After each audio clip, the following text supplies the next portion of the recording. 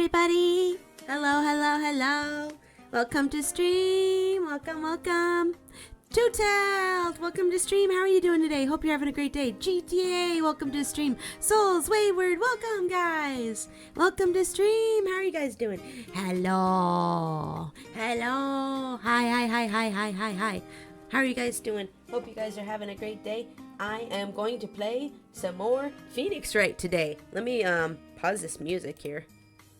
There we go. Got that music paused. Let's turn on the... Whoa, that's loud. Oh my gosh. I don't know if that's loud for you all, but it's loud for me. I'm gonna turn that down. Oh my gosh. My ears are blasted with Phoenix Wright. And I didn't mind it all that much, but... That's me. Welcome to stream. Hello. How are you doing today? Hope you guys are having a great day. I hope you guys had a great Thursday yesterday. We're gonna play some more Phoenix Wright today. We are covering the case of the recipe for turnabout. Yeah, that's the one. Yeah. But we're gonna get back into things here. Let's go ahead and back up in here and then. Hold on, I got a burp. I ate a banana really quick before stream, so sometimes that makes me gassy. Okay, we're good. I didn't want to burp in your ear. Was good, thank you. Yay! Nice, I am doing wonderful. I had dinner. I had French bread and pizza and salad. Oh, that sounds good. You played FF7 yesterday? Oh, nice. Oh, the remake. Oh, fun. Oh, that's fun. Nice. I plan on playing the remake eventually too. Maybe. I don't know. I played the original. I finished it last month or the month before that. I think it was September or October I finished that game. Okay, it's our day 1 in trial. Let's go. I didn't know the Super Mario RPG remake came out today. It did. Yes, I pre-ordered it. It should be coming to me in the mail. Here sometime next week, and I'll be playing it next week actually too. So if you guys want to watch me play that next week, I will be playing it. Oh crap, I forgot what voice I did for Maggie. Oh wait, that's right, I was giving her a little squeaky voice. Oh, I see. I guess I should have expected this. Nobody saw the other guy, huh? That's right, we did the investigations and nobody saw the other guy across the table somehow. Jimbo, welcome to stream. I'm going to be lurking because playing a new game, but have fun. Okay, Pixie? Okay, thank you for being here, Jimbo. We appreciate you modding for our community. Thank you. Hope you're having a great day. Oh, what new game are you playing? I know you're playing a game right now, but what new game are you playing? I'm kind of curious. But he was over there when I took the coffee over, sir. Scout's honor. Maggie. I don't know who is saying Maggie. Oh, Gumshoe, hi. He first name basis Gumshoe, oh my gosh. It's Detective Gumshoe. Are you doing all right? How are you feeling? As if you need to ask either question, sir. Don't let him get you down, Maggie. And don't forget to eat well, okay? Roger. And you? Yes? You better square this case away, got it, pal? Maggie's innocent, you hear? Persona 5 Tactica? Ooh, is that the one with the chibis? That one's super cute looking. If you screw up, then I'll be doing some squaring away myself. Uh-oh. No, please, Gumshoe. No squaring away me. Squaring away some paperwork for your arrest. No, not the paperwork. Anything but the paperwork. No, please. Mercy. I think he's serious. Hey, Detective. You're on our side for once, right? Yep. So you'll be able to help Maggie out, right?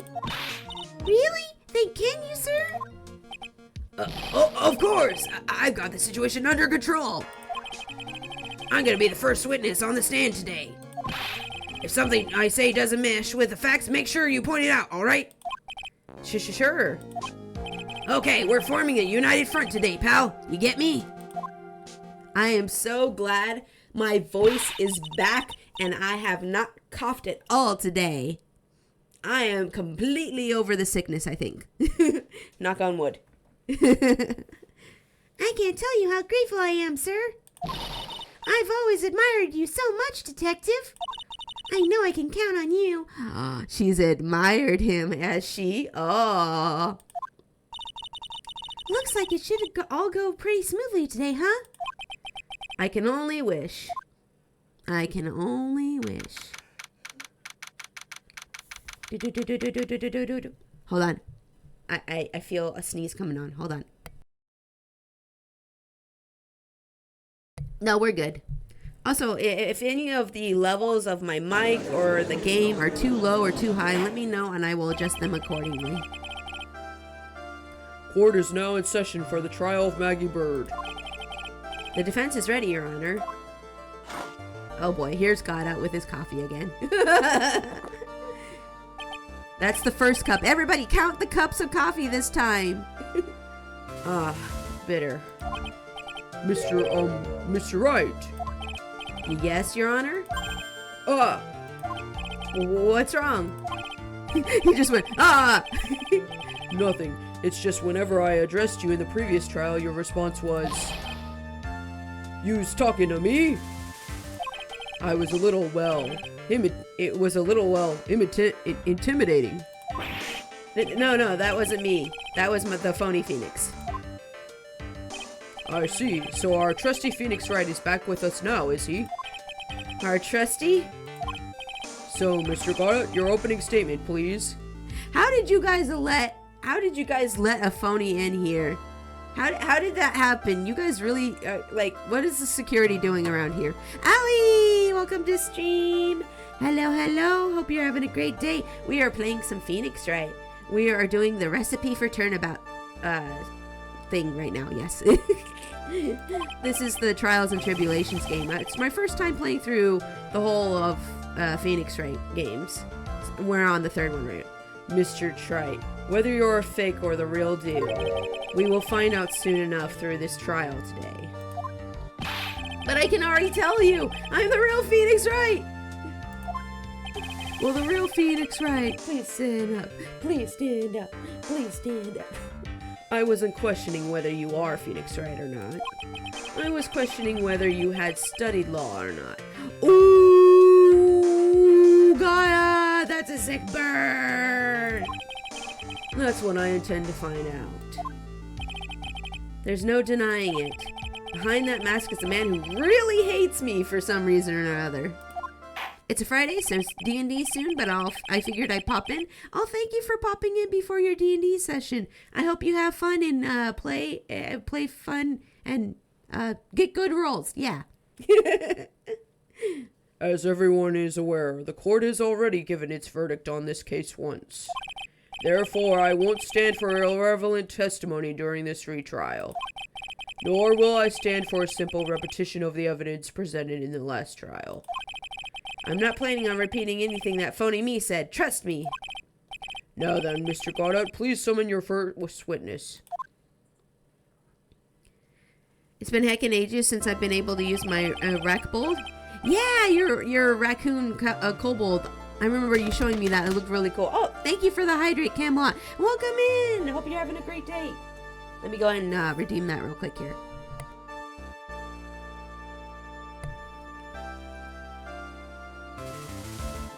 Poor Gumshoe. What? Oh, because he has to testify on the stand today?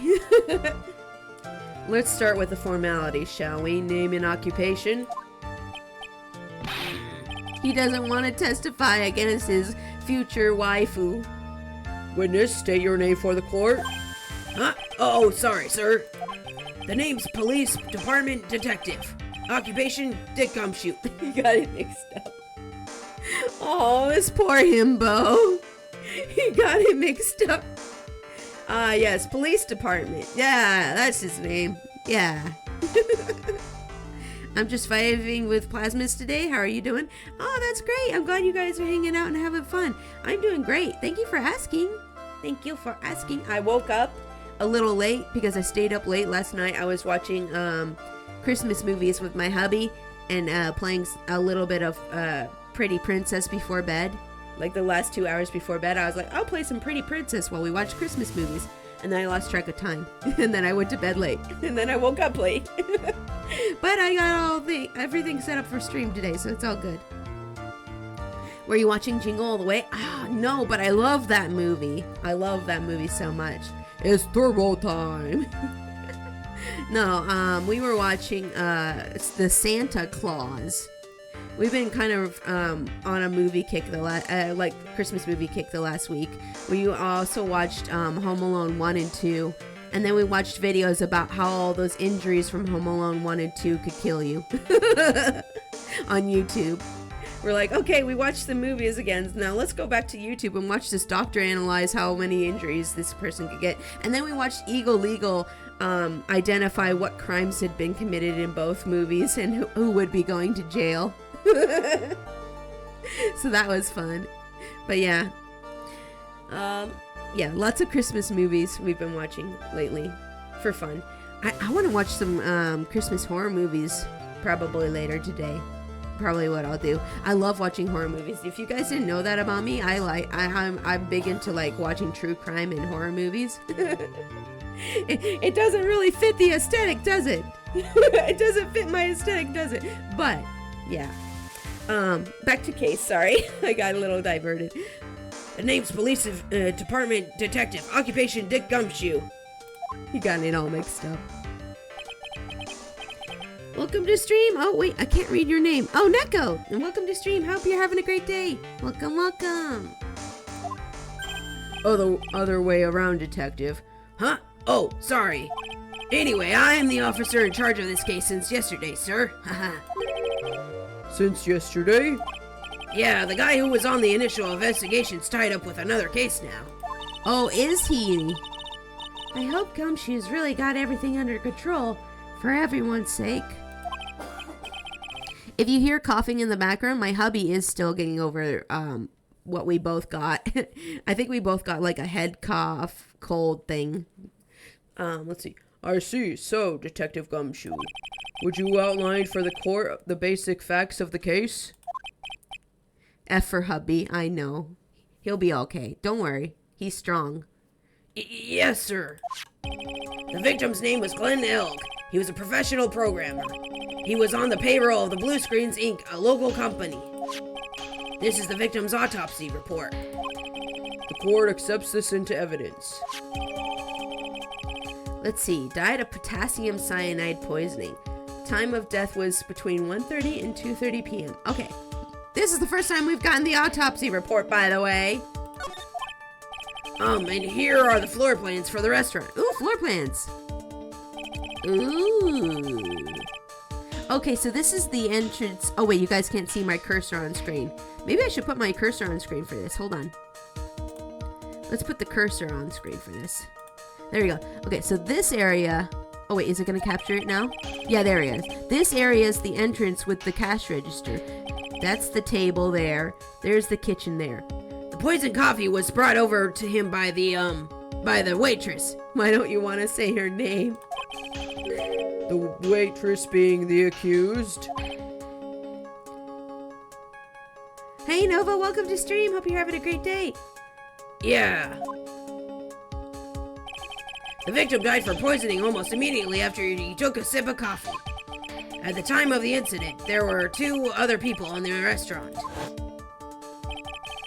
Mr. Gene Armstrong, the owner and chef, and a regular by the name of Sorry, I said doctor. Mr. Victor Kudo. He's not a doctor. He's not a... It still seems to be a very straightforward case to me. Oh, okay, we got the... Okay, and the X is on the victim's seat. Okay, got it. There you go. Come, detective, take up this hammer and nail the defendant's coffin shut with your own 2 hands. But he doesn't want to do that. Now then, Detective Gumshoe, let's have your testimony. Yes, sir. Here we go. The incident. Tell me about the incident. When the incident took place, the victim was alone at his table, sir. We understand that the guy, Glenn Elg, was listening to the radio at that time. Traces of poison were found in his coffee cup.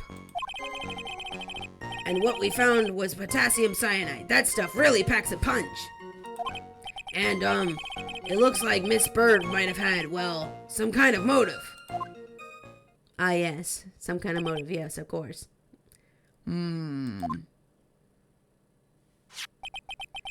Using the darker aromatic depths of coffee to conceal the poison.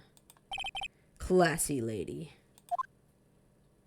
I don't think it's classy. I think it's bad to poison people. Why would you say it's classy, Godot? The facts of this case seem to be ironclad. Mr. Wright, I would ask you to begin your cross-examination, but... Yes? Please, no intimidation tricks this time around. Is that understood?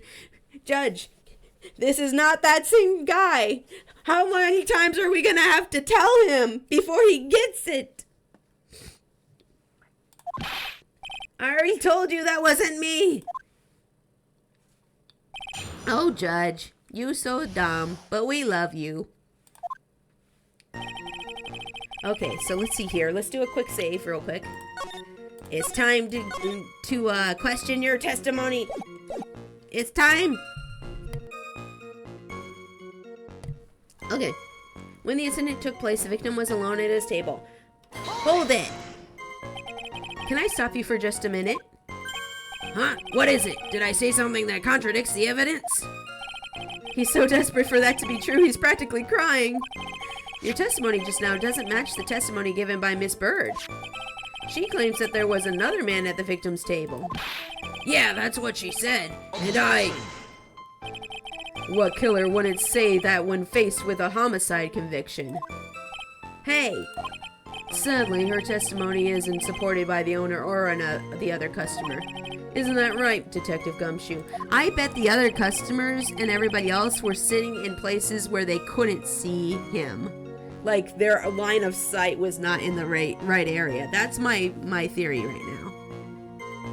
Yeah, it's true. Their two testimonies tie up on that. They both said there was no other guy at the table. What should I do? Should I press on to this point a little harder or not? Press harder! Well, maybe the other witnesses just missed him.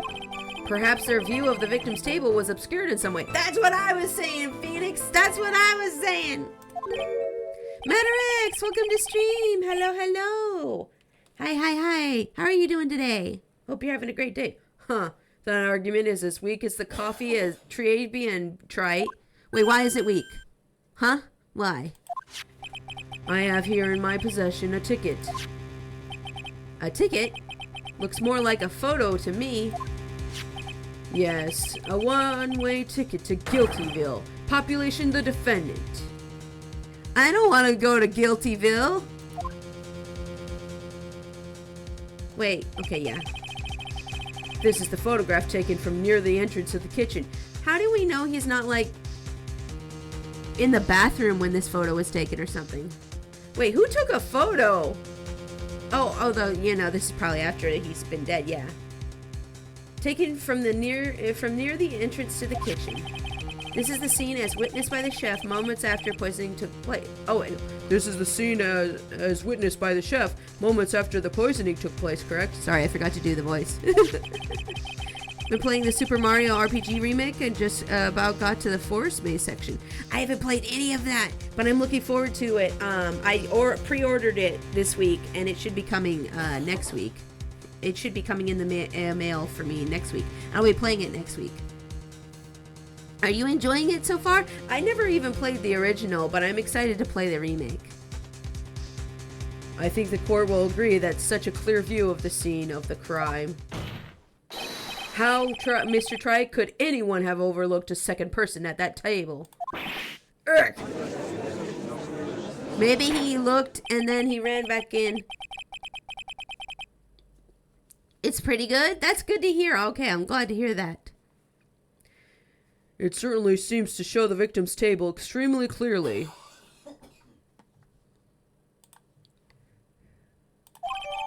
Do do do do do do do do. Seeing Gino's awakening. I don't know anything. Don't tell me anything. I never played the original. Don't tell me any spoilers. Please, no. We understand that the guy, Glenn Elk, was listening to the radio at the time. Traces of poison were found in his coffee cup. Oh, wait. Oh, that's right. Okay, so we're now on the next part of his cross-examination. Hold on. Save. Okay. Ba-bum. He was listening to his radio, you say? Yeah, he had a portable radio in his chest pocket. Maggie told us that too, didn't she? Something about how one of them had some sort of earpiece? What should I do? Should I press onto this point a little harder? Always press harder. Always press harder. Phoenix Wright rule number 1. Always press harder. And what was it that the victim was listening to on the radio, Detective Gumshoe? Huh? How should I know? Thanks a lot. We're now one step closer to the middle of nowhere. Yay! This isn't going very well, is it? No, it's not, Maya. No, it's not. Detective, could you perhaps tell us about the poison and how it was used? Yes, tell me about the poisons. Traces of poison were found in his coffee cup. Okay. So traces of the poison were found in the coffee cup and nowhere else? Not sure I get you, pal. Was the poison a liquid or was it a powder? If I had put it in a layman's terms, I would say a powdery substance. Okay, it was powder. So the poison could have been in anything that was on the table. Salt, sugar, pepper. Objection! Damn. Huh. Do you put salt and pepper in your coffee, Trite? No, but the sugar. Maybe the sugar. The victim took his coffee black with no sugar. Okay, but how do you know there wasn't sugar on the table that he put it in? It seems that the poison could only have been in the coffee. What should I do? Should I press on this point a little harder or not? Why do I feel like I need a save on this one? Why do I feel like I need a save on this one? Oh my goodness, is that just from today? That's a lot. Sorry, Boba is shedding, like, really bad right now. And hubby just brought me, like, a handful of fur. And I was like, what the heck is that? Okay, press harder. Are you absolutely certain that the victim even drank any of his coffee? Bunnies shed? Oh yeah, bunnies shed quite a bit. Yeah, they shed quite a bit. They shed like 3 times a year. 3 or 4 times a year. Although Boba, since we got him, has never stopped shedding. I wonder if his breed sheds a lot. I need to look that up. Huh? What do you mean?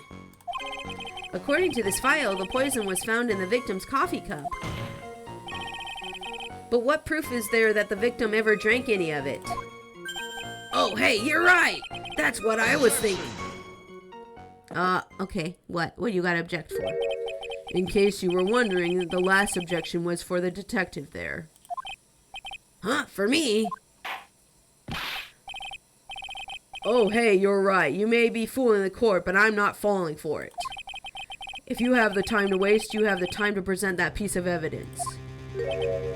That piece, sir? Yes, that piece.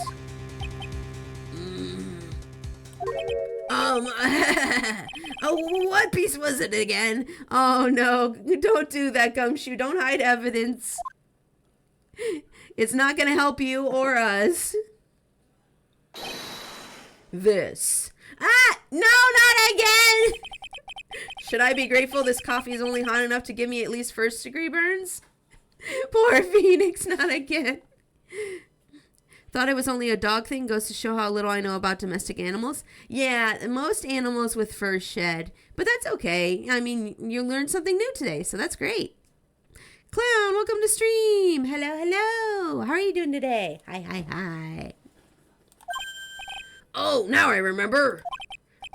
This is the, victim's coffee cup.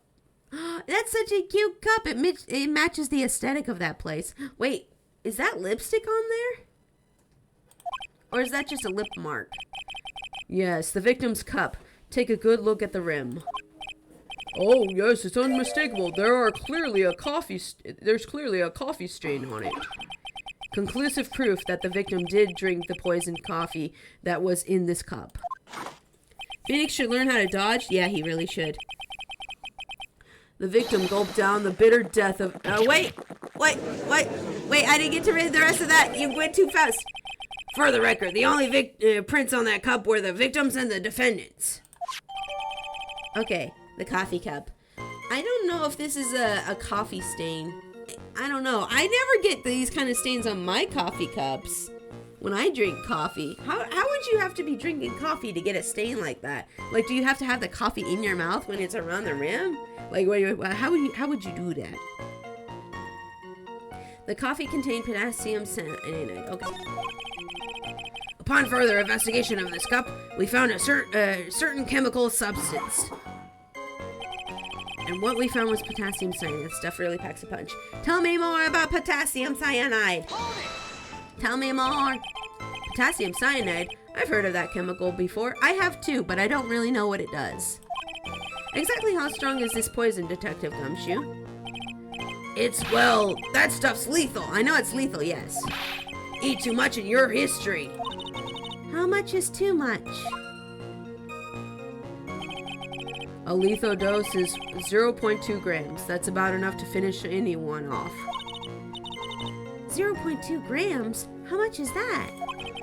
You know when you swab your ears for earwax? Yeah, about that much. Earwax, huh? Sounds like something Gumshoe's got up on itself. Don't be mean, Phoenix. Such a small quantity of poison could have been concealed anywhere. Yeah, that's what makes it very scary. And it looks like it missed. Okay, he might have had some kind of motive. Yes, okay, let me save here. We're gonna question this part too. Ba-bam. Fun fact, apples contain trace amounts of cyanide. Yeah, actually, a lot of food does contain trace amounts of cyanide in it.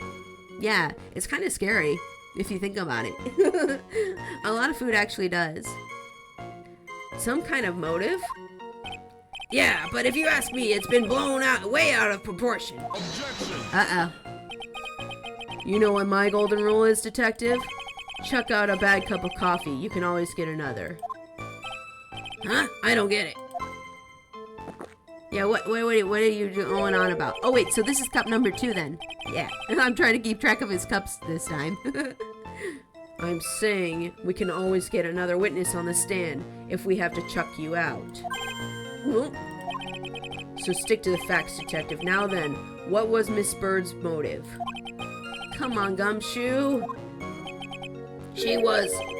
Well, they said she wanted to steal a lottery ticket. Objection! Hearsay! Hearsay! Hearsay! Somebody object hearsay! I knew it. That's what we heard yesterday, too. It disappeared from the scene of the crime. And it wasn't just any lottery ticket. It was the winning ticket for $500,000. Mr. Armstrong knew about the ticket too, didn't he? But he stole the wrong one. Then, is it possible that Maggie stole the winning one? Even regular potassium can do you in if you eat enough foods with potassium. Yeah, like you could eat a bunch of bananas and get done in by that. You can overdose on anything, literally. But let's do a save here, and we're gonna press harder again. Press harder. You'd have to eat a lot of bananas, though. You'd have to eat like a lot of bananas. They did a thing about that on I think it was Mythbusters. Wait a minute. The mere fact that the lottery ticket disappeared in no way implicates my client. Huh. I have here in my hand the very ticket in question. Uh-oh. That's $500,000 lottery ticket? One of the female police officers found it when she was conducting a search of the defendant. Oh, so when she got the pat down, it was in her pocket. I think somebody put it in there. And I love bananas. Oh, I love bananas too. I eat a banana almost every single day. I eat one banana. It's actually really good for you to have that like once a day. Order, order! Huh. She's quite a lucky bird, our little waitress. You will submit that ticket as evidence to the court immediately. I better keep an eye on that ticket, the way the judge's voice is quivering. I need to confiscate this evidence for personal reasons. Judge? Judge, get back here, Judge! Judge, no, come back! He like runs off into the distance. A winning ticket for $500,000 found during a body search of Maggie. Yeah, it's not helping our case, is it? It's not. But I bet we can use it in our advantage somehow later. This ticket was presented to the court in the previous trial too. But it feels heavier now somehow. $500,000, you say? It's just a scrap of paper.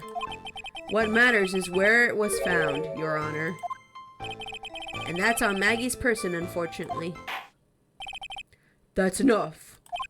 The facts of this case seem overwhelmingly clear to me. The defendant had ample opportunity to commit the crime of which she is charged. Furthermore, it seems beyond reasonable doubt that she did indeed commit this crime. I like an old man who knows the score. There is also the matter of the $500,000 lottery ticket. That alone provides a very credible motive. I mean, for that sum of money, even I might be tempted to bend the rules.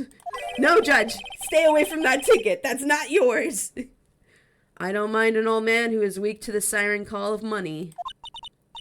Not good, Nick. The evidence against Maggie is starting to pile up fast. Also, the judge is getting very grabby with that ticket. Yeah, that's because the court has ruled guilty once already. Oh, third cup. Third cup. I'd say it's about time to wrap up this repeat performance. Third cup. With one final decisive piece of evidence. He's got more evidence against Maggie! Oh no! This is the apron the delightful Miss Bird was wearing at the time. Wait, why are there coffee stains and blood stains on there? Wow, that's not the cleanest apron I've seen. That means she works hard. If your apron's clean, you're not working hard at a restaurant, okay?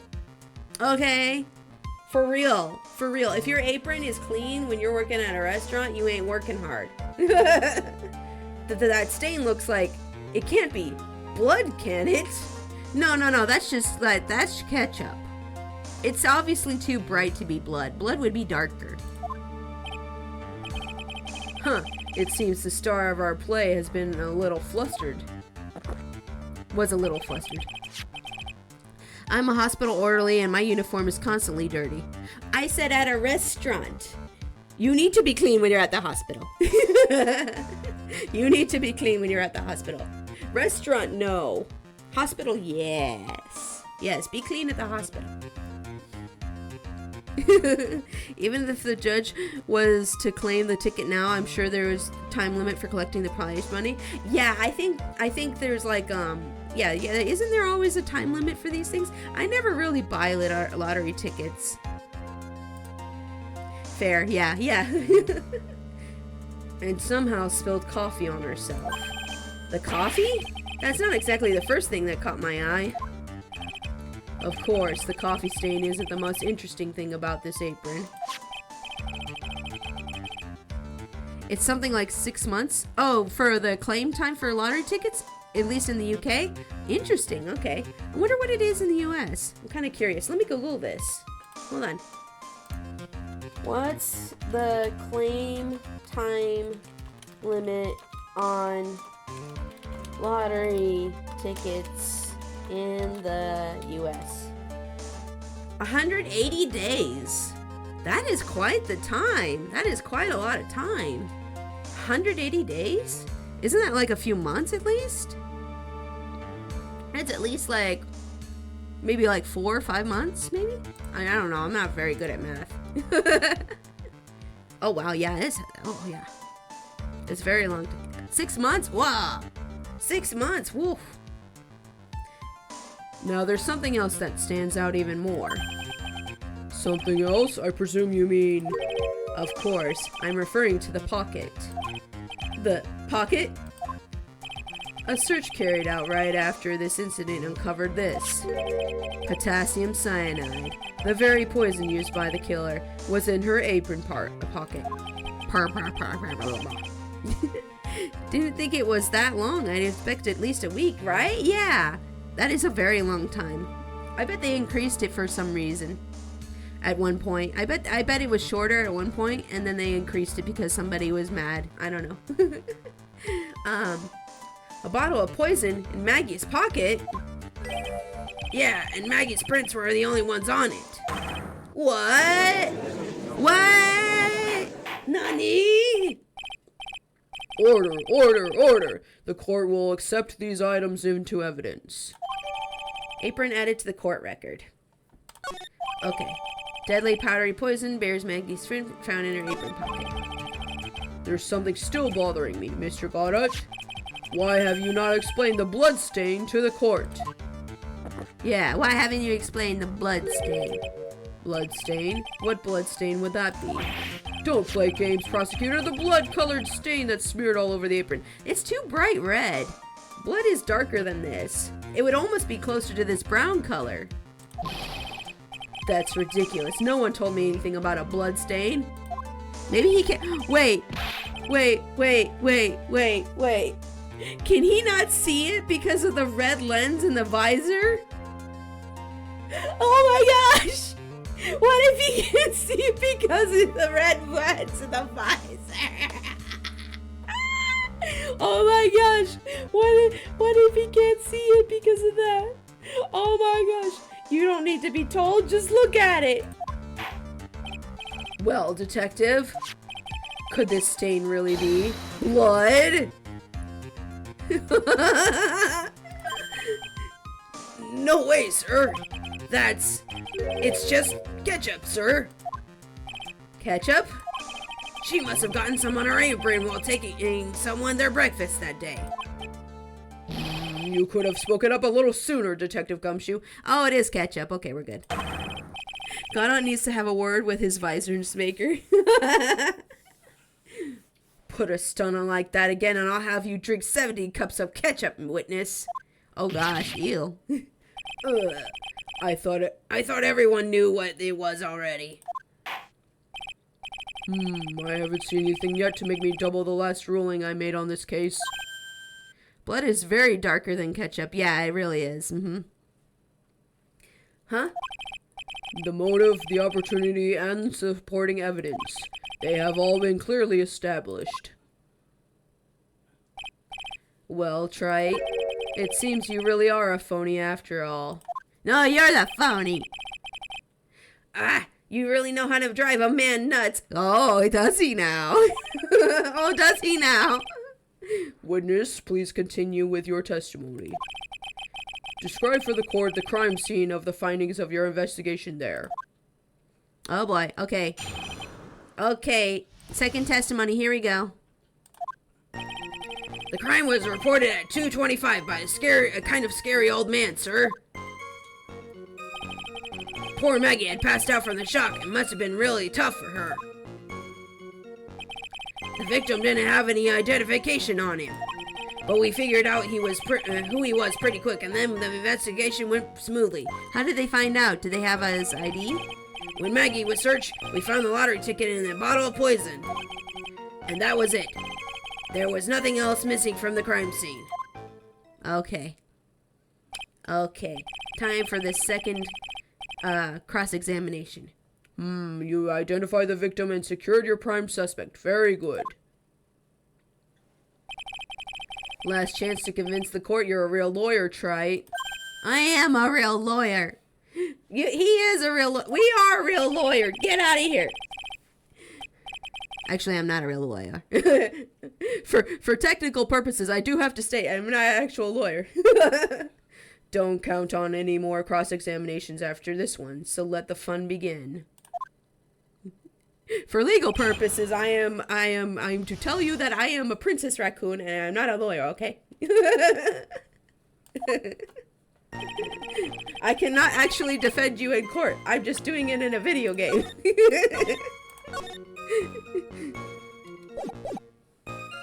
The crime was reported at 2:25 by a kind of scary old man. Okay, let me sit up in my chair real quick here. I need to fix my posture and take a sip of water.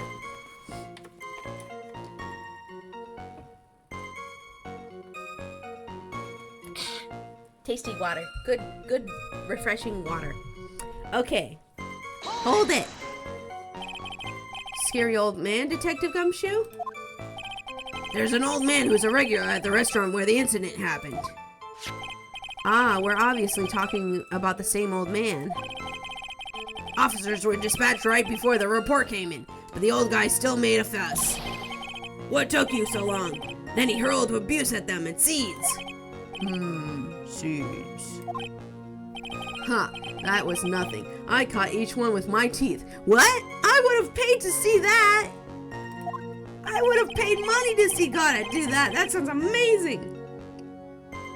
I guess not even the mighty Gotta can avoid being attacked by that guy.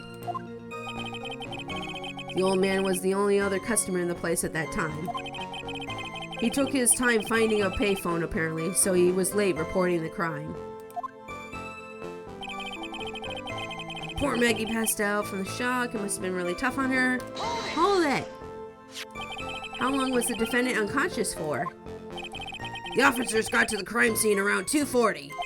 Maggie was still out cold in the kitchen at that time. It took another 10 minutes or so before she came to. I would have liked to have been on the scene myself. I bet you would have liked to have carried out the search too. Wait, what?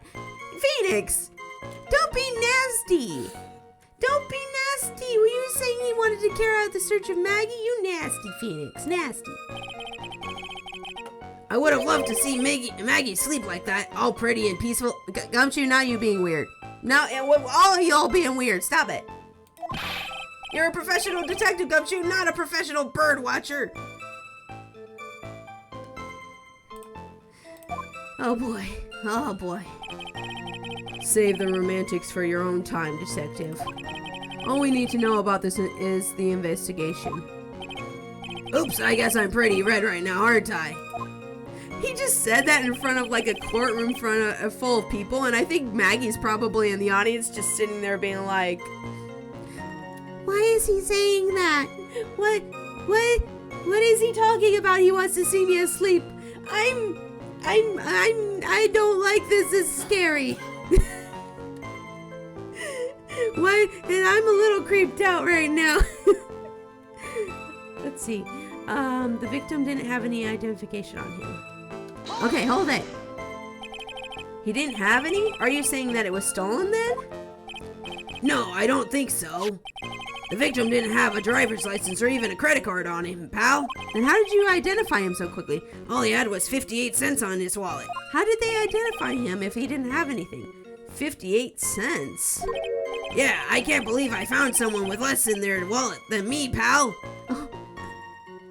Oh, that's sad. Oh no, someone give this man a GoFundMe or Kickstarter. The victim sounds like he was a thoroughly miserable young man. Or some kind of outlaw. Why not give him a bit of an edge? I think I'm onto something here. I think you are onto something there. Okay, yeah. So how did he have something in it? And how did they figure out who he was if they couldn't figure out, or how would they find out who he was if he didn't have anything in his wallet? I need to question him on this for sure. Wait a sec. Huh? Did you say something? Did I say something dumb again? Let me paraphrase what you just testified to this court. The victim didn't have any form of ID on him. That's basically what you just said, right? Yeah, basically. In that case, how were you able to identify? That's what I've been saying! How were you able to identify the victim so quickly you didn't have any ID? Huh? Oh, that. He's so let down he's got the whole saggy shoulders and puppy eyes thing going on. There was a prescription bag on the victim's table along with the lottery ticket. Wait a second. A prescription, you say? What if he killed himself? Oh no! Oh no! What if he self-deleted? Oh no! What if he logged out server? Oh no! It seems Mr. Glenn Elk visited his doctor before he went to Trebian. We got the victim's name from the medical records of the doc who prescribed the meds. That's a reliable enough source for the court. What should I do? Should I leave this alone or ask to hear more? Hold on. I think we should ask about the prescription bag. Because if it says potassium cyanide on it, oh my god. Oh my god. Ask about his health insurance. Hey, can I get on that plan? Ask about the prescription bag. So what sort of medicine was in the bag? Well, actually, the bag we found was empty. Uh-huh. Wait, wouldn't the bag say what kind of medicine was in the bag? Or wouldn't it say who it was for?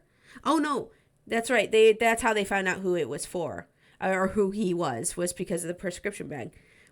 I don't really get prescription medicine. I don't get prescription medicine because I don't trust a lot of the pharmaceuticals. Thank you for the bits. But I did used to be prescribed medicine when I was in my teenage years. So I think I remember they put names on the bags, don't they? They put names on the bags, but I don't think they always put what's in the bag on the bag.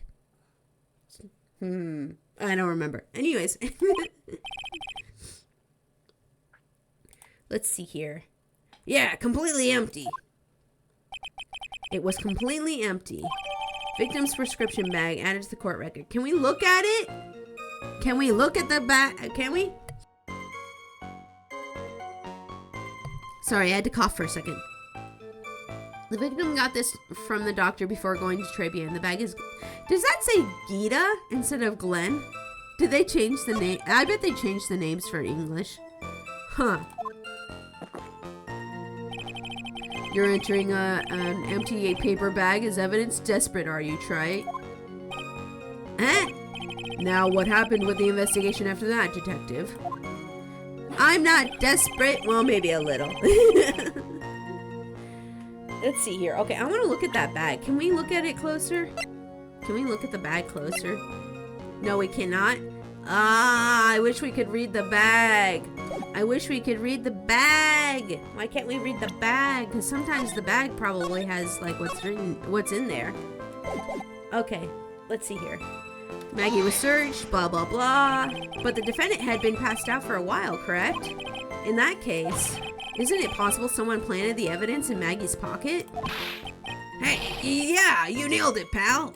That's what I was saying from the beginning. I've said this from the beginning. Someone snuck it in when she was out. It happens to me all the time. Oh, really? Oh no, that's bad. We had a department party the other day, and when I got home, I was wearing the boss's shoes. Objection! So that's where my shoes went. Keep all this crazy testimony, detective, and those shoes will end up down your throat. Sorry. So, Trite, someone planted the evidence in Maggie's pocket? That's a pretty bold statement. Care to back it up with some evidence? Well, I'd love to, if I had any. If I had some. It appears you have no evidence to support your theory, Mr. Wright. Continue with your testimony, witness. Oh, we're gonna get some evidence, aren't we? And that was it. There was nothing else missing from the crime scene. Okay, let's do a save here.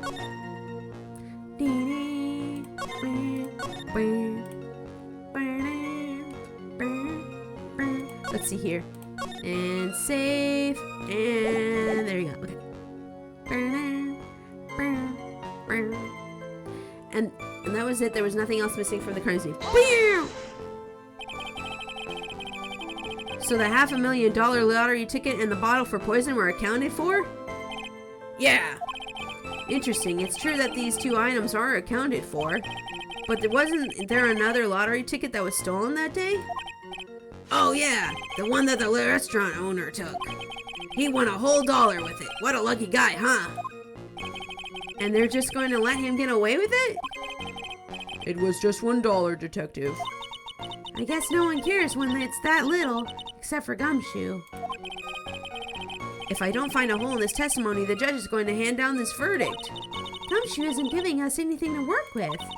We can't find any contradictions in it if he doesn't give us something. Yeah, that's true. But Maggie and Gumshoe are dumb and dumber. Oh no. What if they get together and have children? No, they'll have dumb children. No! It's fine. Okay. Our only hope is that they were so dumb they missed something obvious. Come on, Gumshoe, be the dumbest you've ever been. No, Maya, don't encourage that. Maya, no. Get dumber, dumber. Here, maybe if I bonk him on the head a few times, he'll get dumber, Phoenix. No, Maya, put the hammer down. We don't want you in jail again. I like prison. Now, Maya. Okay. Maya, why? Maya, stop, no. Okay, so now we definitely need to present some evidence somewhere. The crime was reported. Okay, kind of a scary old man. Poor Maggie had passed out from the shock. It must have been really tough for her. The victim didn't have any identification on him, but we figured out who he was pretty quick, and then the investigation went smoothly. Maggie was searched. We found the lottery ticket and the bottle of poison, and that was it. Okay, let's see here. I'm going through the statements real quick. 225. Okay, hold on. Let's think here. Let's think here. Okay. Bum, bum, bum, bum, bum, bum, bum, bum, bum, bum. I'm thinking.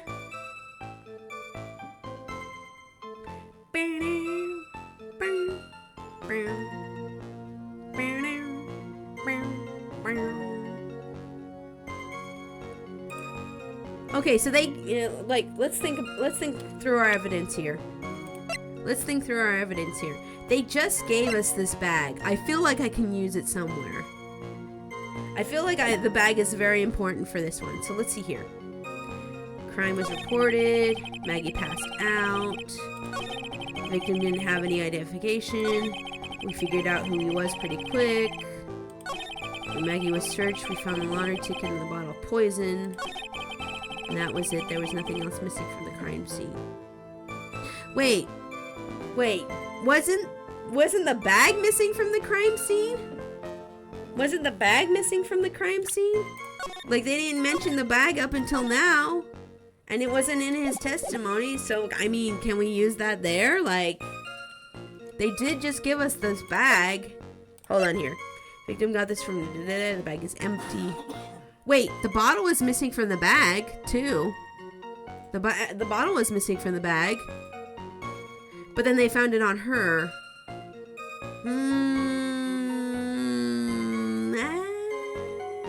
I'm gonna go for it. I did a save. I'll be fine.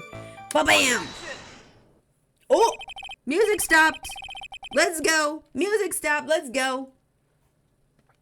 Detective Gumshoe, I think I should point something out to you. There is just one small contradiction in your testimony. Oh, finally! He's like super happy this time. He's like, I'm being contradicted, yay! I'm getting all anxious, just waiting, so hurry up, will you? You testified that nothing else was missing from the crime scene. However, the prescription bag you mentioned was empty. Yeah, that's what I was just saying. It was empty. Did the officers recover the medicine from the scene of the crime later?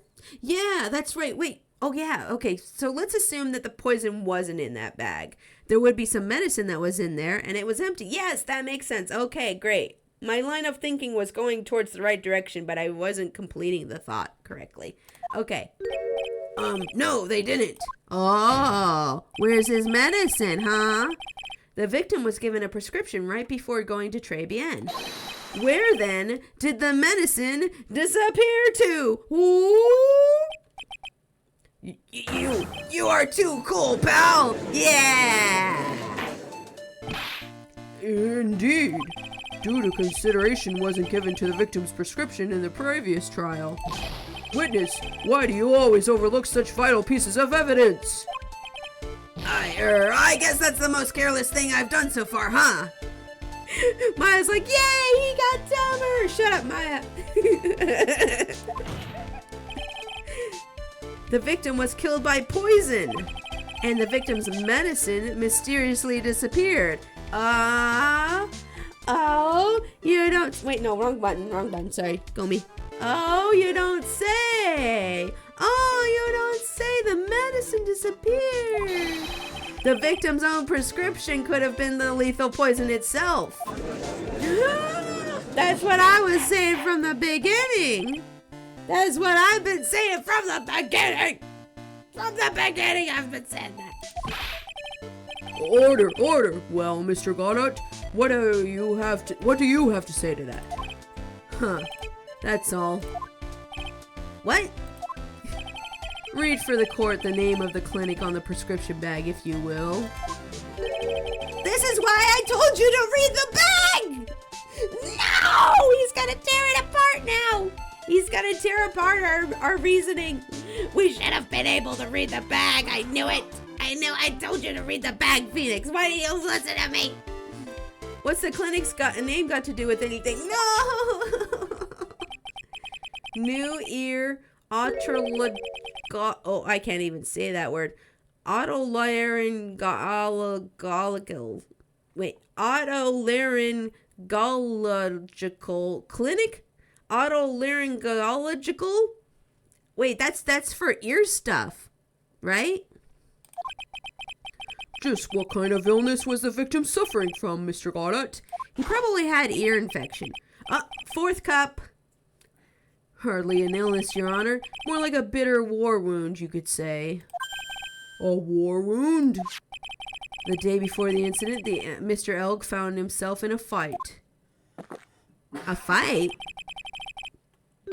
He took a blow to the side of the head and ruptured his eardrum. Oh! He ruptured his eardrum? Then what on earth was the prescription he was given? It was a cream that was to be applied topically inside his ear canal, not to be ingested. What? Prove it! Do you have the medicine? Prove it! People can put things in bottles, prescription bottles, to hide what they are, you know. People could switch out the pills and be like, oh yeah, this is just my medicine, and it's like hard drugs in there. People could, hey, give me the bottle. I don't believe you till you give me the bottle, Mr. Goddard. It's mentioned in the autopsy report if you read the fine print. Give me the bottle, mister. I don't believe you. They found traces of the medication in the victim's left ear. Wait, so it was in his ear? But where's the bottle it was in? Huh? Where is that? Tell me. Yes, here it is, in very fine print. It seems Mr. L correctly applied some of this medication while he was at Tribien. Therefore, it would be absurd to believe that he would have eaten his medication. Ugh. It seems that this medication is irrelevant to the case at all, after all. No! Nick! If you don't think of something quick, it'll all be over. Uh-oh. I feel a save coming on. I feel a save coming on. What are you gonna have me do, game? She's right. But I can't really get away with an old weak objection. What should I do? Push it! Push it to the limit. Only moments ago, Mr. Goddard made the following statement. It seems Mr. L correctly applied some of his medication while he was at Tribien. If that's the case, then why was the medication not found at the scene of the crime? Exactly! Keep going! Keep pushing him! Yeah! Well, the medication in question was a topical use inside the ear canal. Yeah, but how do you put stuff in your ear? You don't just like have the powder in there, you just dump it in or something. That doesn't change the fact that it could not be found at the crime scene. Exactly. Tell him, Phoenix. Tell him. Tell him. However insignificant it may seem, it's a lawyer's duty to pursue the truth. Objection! You know as well as I do that the medication is irrelevant. No, it is not. No, it is not. Shut up, you handsome man. You shut up. It hardly seems like that a prescription drug would contain potassium cyanide. It hardly seems likely that the coffee the waitress served could contain it either. But it did! The possibility is undeniable! Ugh. That's right. That's right. I won the argument, Goddard. That's enough. Mr. Goddard, is the detective the only witness the prosecution wishes to call? Mr. Goddard? Uh-oh. He over-circuited. Oh no. He blew a fuse. Handsome robot lawyer man is down. Ha ha. I've got my own witness I'd like to call, sir. It's the old man who was there at the restaurant on the day of the murder. Victor Kudo, the pigeon hater? Oh, it's the boomer. Very well. The matter of the disappearing medication seems a little more than trivial at best. However, it wasn't explored at all in the previous trial, and this is something that bothers me. Yay, good job, Nick. Yay, thanks, Maya. The court will adjourn for a 10-minute recess. Recess! My visor is smoking, yeah. After which we will hear the prosecution's next witness. Huh. I suppose this means I'll just have to finish you off in my last 6 cups. Wait, you haven't had 10 cups already? I've been counting. You've had only 4. Or he hasn't had 11. Usually, he says every case he has 17 cups. And it feels like he's only had like 4 so far. Court is adjourned for recess. Recess! Unless he had a few off screen. He's been sneaking them while I wasn't looking. Phew, that was close. Tell me about it. I nearly died in there. That's my line, sir. No, it's my line. I think I really did die a little bit. And then I came back as a spirit, and then I repossessed myself. It was weird. Looks like we all nearly died in there. I can't believe Detective Gumshoe. How can he betray us like that? Uh-oh. Uh-oh. Huh? He said he'd help me, but he totally set me up. I don't think he meant to do that, Maggie. He was backed into a corner. I mean, the guy's got to do his job, right? It's okay. I know all about his lies and betrayal. I've had them my whole life. Oh my gosh, I'm so sorry, Maggie. But it really hurt this time. It felt like someone punched me hard in the stomach. I hate that guy. I don't ever want to see him again. Oh no, crap! Poor Gumshoe. Oh no, she's not happy yet. So the next witness, Maya's like, anyways, so the next witness is going to be that old guy from the park, right? Yeah, Mr. Kudo, lover of waitress outfits and projectile seeds. I bet he's going to be really stubborn. I mean, he's pretty set in his ways, you know? Yeah, he's a bit of an old grouch. Are you going to be able to handle him, Nick? Yeah, I could take whatever he throws at me, even those never-ending bird seeds. Yeah. Never-ending bird seeds. We'll take them. Here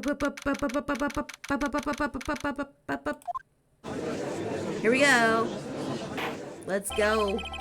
Court will now reconvene for the trial of Maggie Bird.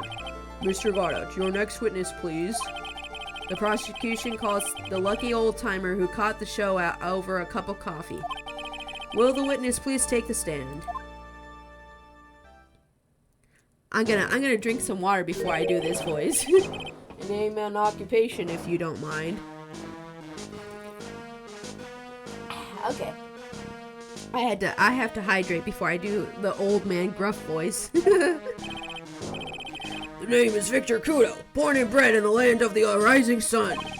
Honor and duty are what make me. Mind you, I can't be quiet and emotional at times too. We don't need to hear about that, Mr. Kudo. Just tell the court your occupation. Yeah, shut up. My occupation? Listen, youngin', how much call do you think there is for kimono embroidery here? Kimono embroidery?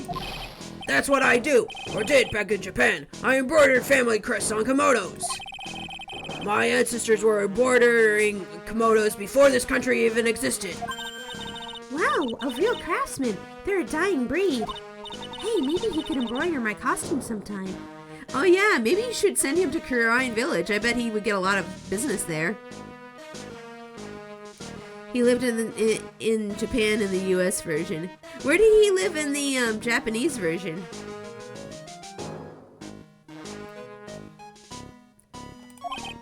Anyway, like I said, there's not much demand for that kind of thing here. Wait, this whole thing is so the Phoenix Wright games are based in Los Angeles in America, but it's written from a Japanese perspective. So I think he would still be from Japan in the Japanese version too, right? Yeah. Yeah, he would still be from Japan. Yeah. Yeah.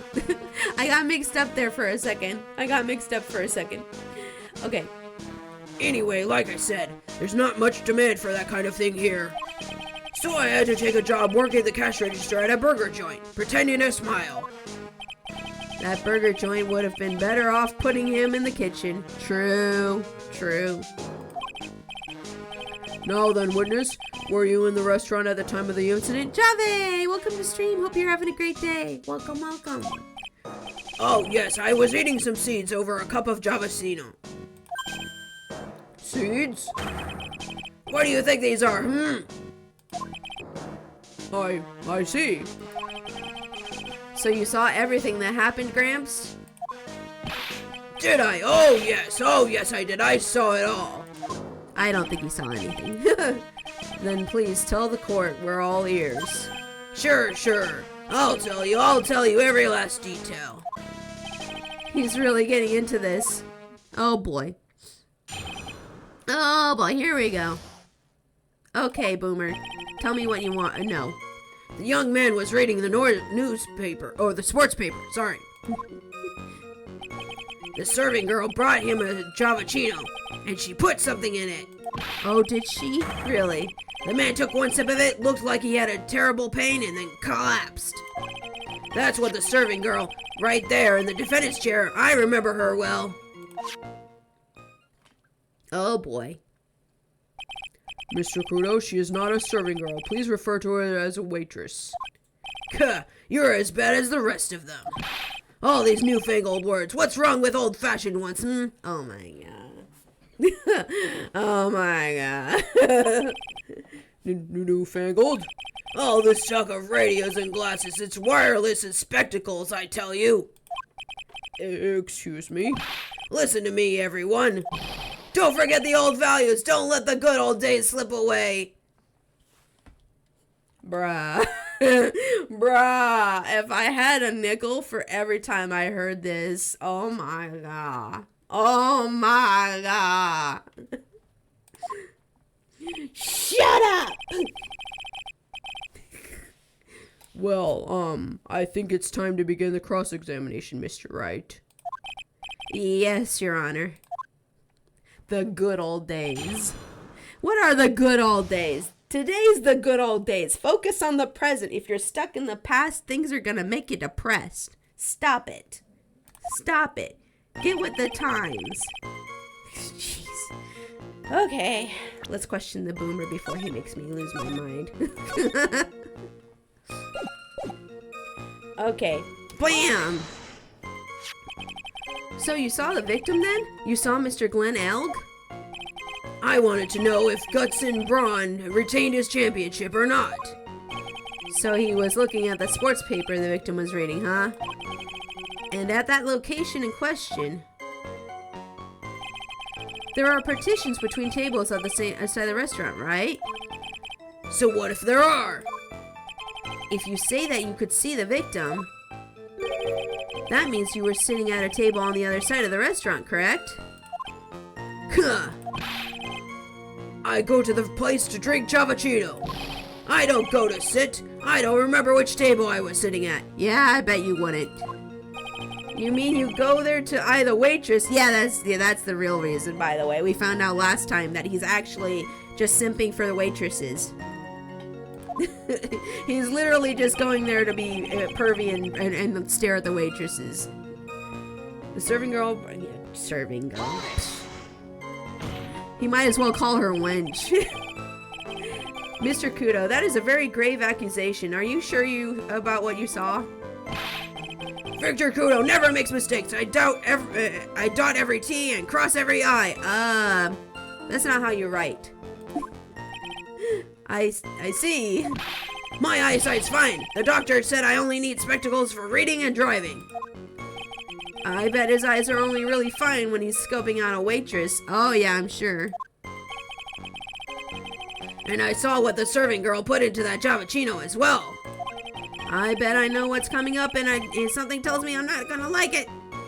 Oh boy, should we really? Okay, so I feel like we should press harder as always, but maybe I shouldn't this time. Let's press harder. Let's see here, Your Honor. We need more clarification on what was put into the victim's coffee. I'd like to ask the witness. I'd like to ask that the witness add what he knows about this to his testimony. That sentence reads a little weird. I agree. Witness, will you please enlighten us, please? Sure. There's no question about it. She was very conspicuously put some white powder in there. The man took one sip of it and looked like he was in terrible pain and then collapsed. Oh wait, hold on. Let me go back to the other one. Okay. I think we're fine, so we could probably do a save here too. Save. Save. Okay. Oh, come on. Backspace out of there. Thank you. Okay. KH, welcome to stream. Hi, it's lunchtime. See you. Hi, bye. Okay. Let's see here. Did she really put that into the coffee? You doubt me, boy? She took out some small brown bottle and sprinkled it in. Couldn't she have been adding sugar? Sugar in a small brown bottle like that? Like that? Witness, could you please describe the bottle in more concrete terms? A bottle like this, perhaps? Oh, there it is. That's the one. You had some quesadillas for dinner? Nummy. Ooh, that's good food. That sounds good. I kind of want a quesadilla for dinner. That's the bottle of potassium cyanide, I presume. So what did the accused put into that coffee? I think it's clear, don't you? Boba, what are you doing over there? Hold on. Boba's here. My pet bunny. What are you doing? You need to get through there? Here, let me move that for you. There you go. I'm gonna put this in the chair, okay? Sorry. He's like running around on the floor and there's like a blanket in his way, so I moved it out of his way. Hi, Bobo. Daddy's napping right now. Daddy's napping right now. Hi. I'm gonna pet you a little bit. I'm streaming right now. Okay, bye. He literally stopped by my chair for pets. Okay. The man took one sip of it, looked like he was in pain. Okay, let's hold it on that one. He took just one sip? You youngins, you waste everything. Oh my god, shut up. Those Javachinos cost $8. In the good old days, we would have drank every last drop, eaten the cup, and then died. Good. Congratulations, you have earned the title of battiest man to grace a courtroom. So it was an immediate death? Well, the potassium cyanide, I suppose that is possible. Oh yes, he slumped over without so much as a twitch. I felt the Javachino I just drank turn sour in my stomach. Oh yes, I know that feeling.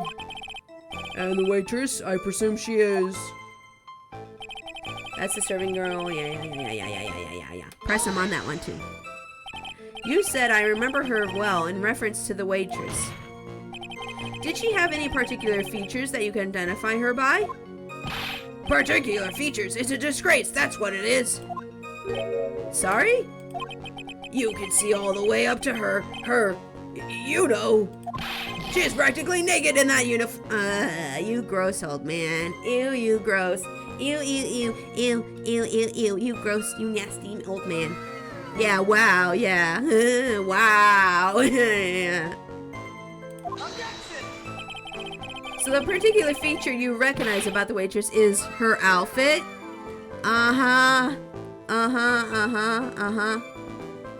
Her outfit. That's the only thing he recognizes her about. Oh, okay. But anyone could wear such a uniform. Even me. Oh, I would love to see Phoenix in that uniform. Oh, I bet he'd look amazing in that uniform. Mr. Wright, please spare the court any further mental anguish from that image. Judge, don't be judgmental. I know you're a judge, but don't be judgmental. This man can wear wherever he wants, and he'll look fabulous. Draw it. Oh, I want to. I want to now. I want to. Don't get all excited, Nick. You've got to keep yourself together. I guess I got a bit carried away. There are other things I recognize about her, too. I'll pay you? Yes, commission me next month. I will draw it. Commission me. I will. I'll draw. Oh my gosh, I want to draw Phoenix and Edgeworth in maid outfits. In those waitress outfits. Oh my gosh, that'd be amazing. Yes. He seems pretty sure of himself. What should I do? Let's press further, but let's save first. Let's save first. Press harder. Sure, you saw a waitress take the coffee over to the victim. But what matters is whether that waitress was Maggie Bird or not. Be right back. I'm gonna heat up frozen pizza. Okay, enjoy your pizza. Let's see. But what matters is whether or not that waitress was Maggie Bird or not. Quite right. Mr. Kudo, these other features that you recognize about the defendant, I would ask you add them to your testimony. Sure. There was a ribbon in her hair and her apron straps were loose. Uh-huh. More outfit details, huh? More outfit details, huh? That's not a feature of her face or like her personality or anything. You just objectively look at her. Okay, got it. You suck. You do seem to remember several details about her appearance. Well, what about the most crucial detail of all? Her face. Yeah, look at her face. Yeah, she's up here, buddy. Ha! As if I wouldn't remember that. Objection! I don't think you would. The witness noticed the straps on the accused's apron. He is unlikely to make a mistake about her face. That's right, I can even tell you the color of the ribbon in her hair. It was red. So you see, there's nothing wrong with the witness's eyesight. Wait a second, hold on. Oh no, I can't open up my evidence here. Wait, no, yes I can. Hold on, let me look at profiles. Isn't this ribbon? Oh no, that ribbon is red. Okay, never mind, I thought it was orange. Never mind, we're good. Darn, I thought I could get him on that. I was like, oh, I could get him on the ribbon. No. There's no doubt he remembers the waitress pretty well. What should I do? I get the feeling there's something more to this somehow. Press him! Press him! Press him! Press him like a burger to the grill! Ask about the straps. Ask about the waitress's back. Oh, straps are back. I'm gonna go with the back. The identifying features you described are all things you would see from the back. Yeah! There we go. Okay. So this could have literally been... Wait, that hair doesn't look right. Maggie's hair doesn't look like that. Does it? Hold on. Profiles. Maggie's hair... maybe it does look like her hair from the back. Never mind. Okay. So what? Is it possible that... you never saw the waitress from the front at all? Objection! Oh, I think I know where he was sitting then. Where's the floor plans? Here's the floor plans. So if he only saw her from the back and she was coming from the kitchen, he probably was sitting here. And he could probably see the defendant through this line of eyesight, but he couldn't see the other guy. Oh, thank you for the hydrate. I'll do that right now. Hold on.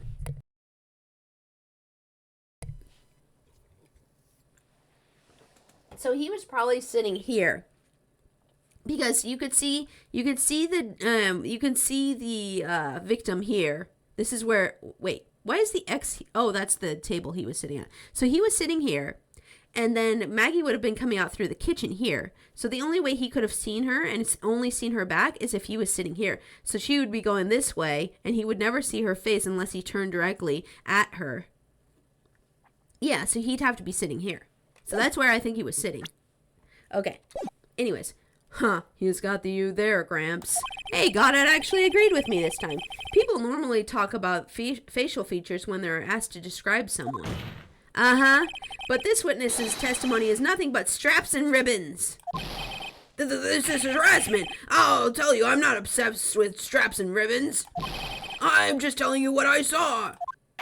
Uh-huh.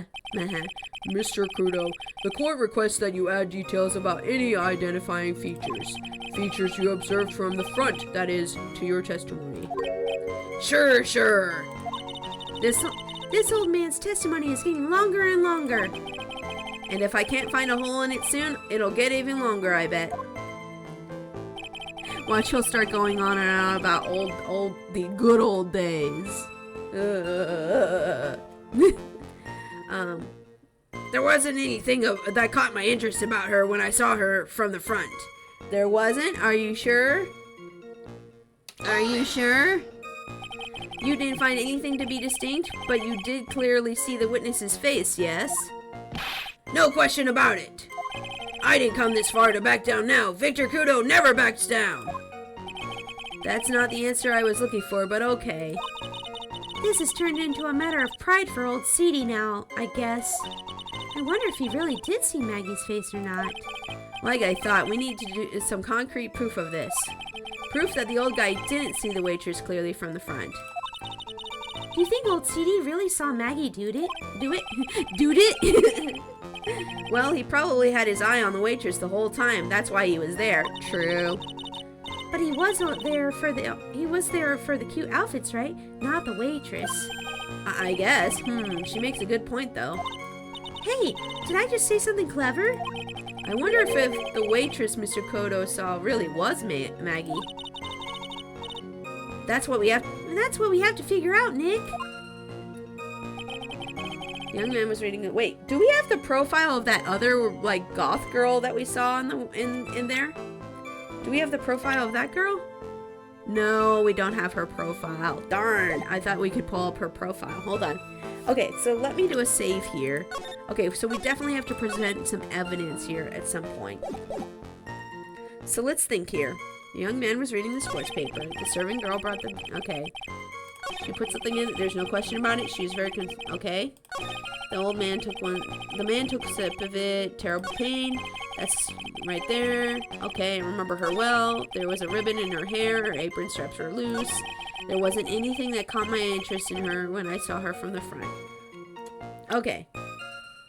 So let's think here. Let's look through our evidence real quick. Magazine, clippings, sports paper, job listings, lunch special, scooter, autopsy report, floor plans. I feel like the floor plans might be what we need to present here. I think we might need to present the floor plans here. Coffee. Wait, her apron. Right, her apron was stained. Oh, right. Yeah, you would see her apron. Yeah, there we go. Okay, I think this is what we need to present here. So let me do a save here. Yeah, her apron. Her apron had huge stains on it. How would you not notice? How would you not notice that? That would be very dumb not to notice that. Okay. Ba-bam! Mr. Kudo, I would like you to please take a look at this. That filthy thing would suit filth like you just perfectly. Oh, we're the ones who's filthy, huh? Okay, sure. Actually, it reminds me of what my grandson looks like just after he's done eating. Have you ever seen this before? Of course I haven't. Do you think I'd forget something as dirty as that? Well, you half-witted clot. Get him, Phoenix. Get him, Phoenix. Get him. What is it? Ever since I said you half-witted clot, there's been an eerie silence in here. Mr. Kudo, this apron is the apron worn by the defendant on the day of the poisoning. And as you just said yourself, you wouldn't forget something like this. Which means if you had really seen this apron before... Yes, you know what I'm getting at. You couldn't have possibly seen the waitress from the front! Oh, get him! Oops.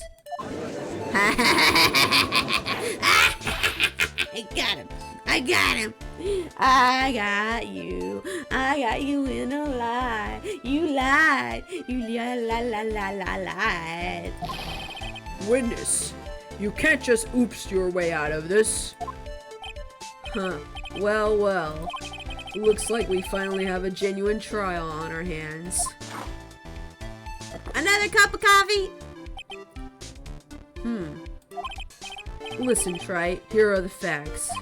On the day of the incident, there was only one waitress in the restaurant. That being the defendant, Miss Maggie Bird. Exactly. And when one waitress put the poison into the coffee cup, this old guy was watching. I hope you understand the gravity of this situation, Mr. Kudo. The fate of the defendant may rest on what you remember seeing. Just tell the court exactly what you saw, Gramps. You can rely on me, Captain. My noggin's in perfect working order. I can't remember a single occasion when I forgot a burger a customer wanted. He can't remember? Probably more like he messed up so many times he's blocking it out. True. Nice picks, thanks. Very well, let's test just how good your memory and attention to details is, Mr. Kudo. Tell us what you remember about the victim. Okay. Okie dokie, let's go. About the victim. Yes, please tell me what details you remember about that victim. He was another one of those pesky young types working a broken pair of spectacles. He had a newspaper in his right hand and the noisy brat kept rustling its pages. The young man was listening to the wireless. I remember that much. Then the servant girl in question brought over the Javachino. The little fidget picked up the cup with his free hand and took a sip. Fidget? Is that an insult? Okay. The testimony we had just heard was to test how credible the witness's memory is. It seems to me that he remembers the victim in a great deal of detail. Oh yes, I hate those you-know-what types who are so vague about everything. How are we going to handle this, Nick? We only need to do one thing. We just need to prove that the old man's memory is shot. Just trip him up, you mean? Isn't that kind of cruel? No, he deserves it. Look at him. I suppose, but it's what I do best. No, he's probably had this coming for a while. About the victim. Okay, now let's cross-examine you, you old fart.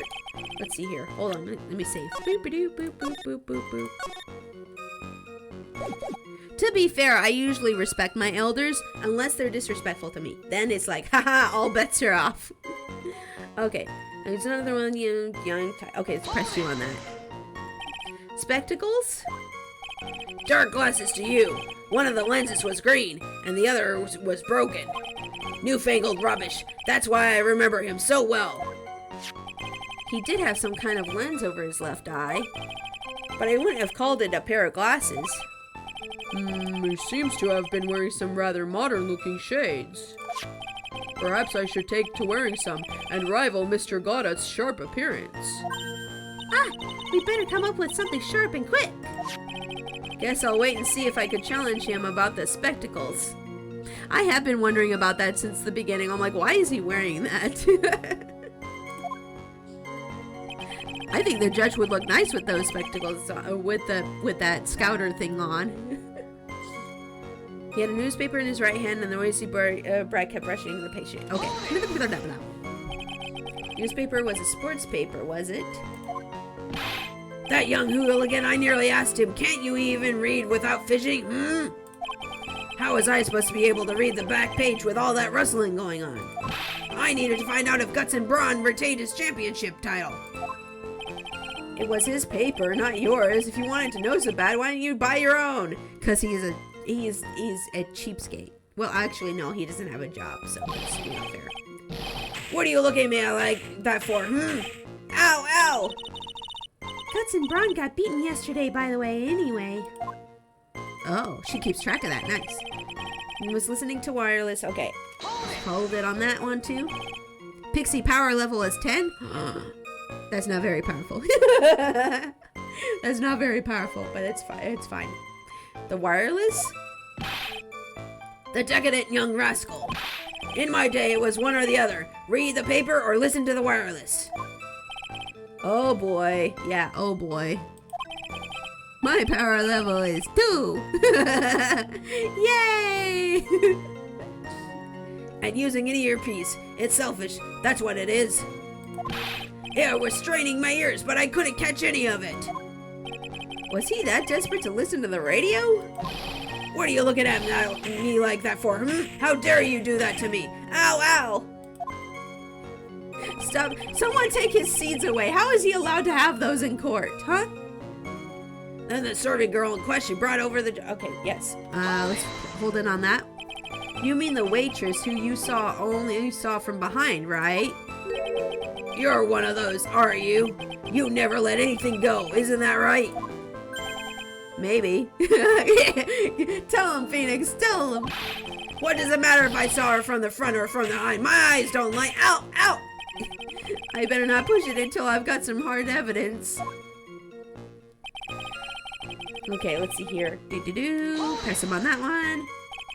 His free hand? Yes. Which hand was that? Weren't you listening before, cloth ears? I said he was rustling the newspaper with his right hand, didn't I? If his free hand wasn't his right hand, then which hand was it, you moron? Ow, ow, ow! Huh. Perhaps the great Mr. Trite has 3 hands. Oh, maybe. Yeesh, I was only asking. No need to gang up and treat me like a freak. The whole point of this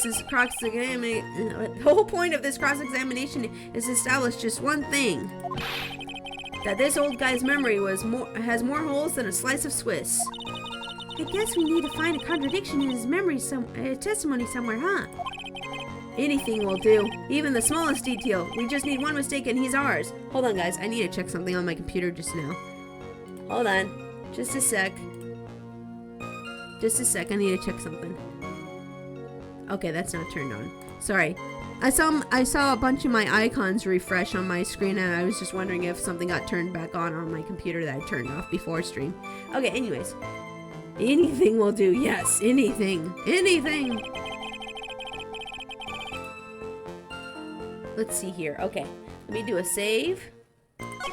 I want to do a save, please. Can I do a save, please? Save, thank you. Okay, now we need to present evidence somewhere.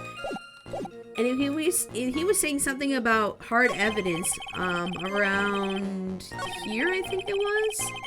Servo brought over the... Hold on, let me see. Let's see. Where was he saying that around there? Okay.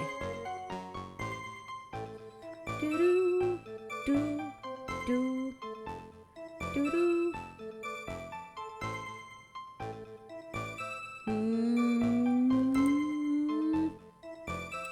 Maybe it wasn't that. I don't know. Okay, let's see. Okay. Another save. I'm gonna try to figure out which statement I should present something on. Oh, they were getting really in depth about like what his hands were doing in this one. So let's see here.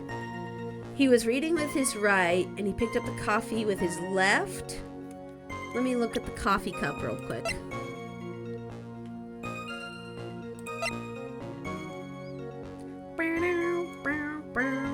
Wait, no. The way this coffee cup is positioned, you'd be drinking it with your right, wouldn't you? Yeah, it's turned towards the right, isn't it? Yeah.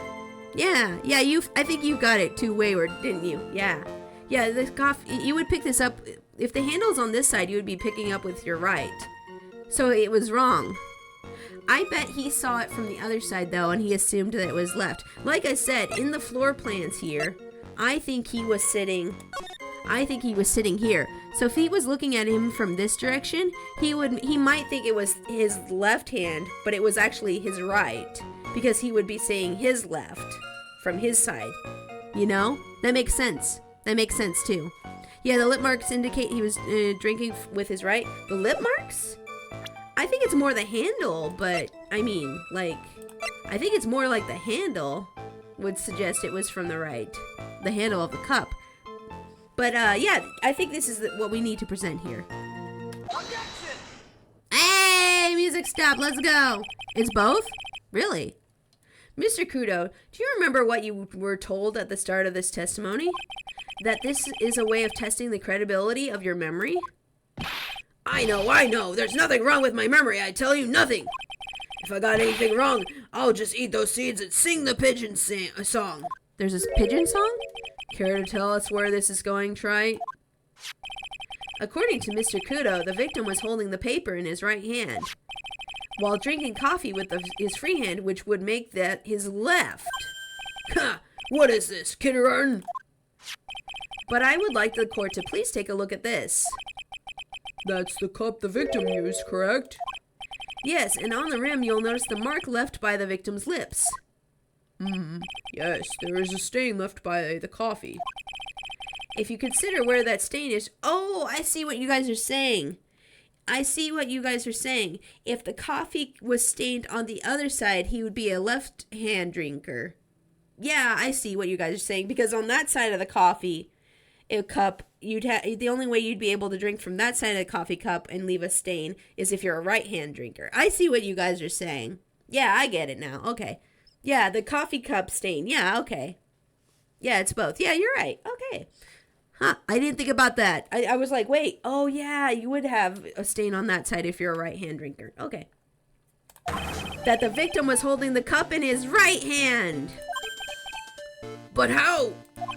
Well, Mr. Kudo, the court is waiting for your epic performance. Yes, please, go ahead. Yes, perform, old man. Perform! You said you'd eat those seeds and sing the pigeon song. Sing the pigeon song, old man! Sing the pigeon song! Sing the pigeon song. I want to hear what the pigeon song sounds like. Mr. Kudo, I'm afraid this is simply not acceptable. I think the witness had better go back to the park where he came from. Wait! Uh-oh, now what? If you think I'm going to stand here and listen to you tell me I'm mad, you're wrong.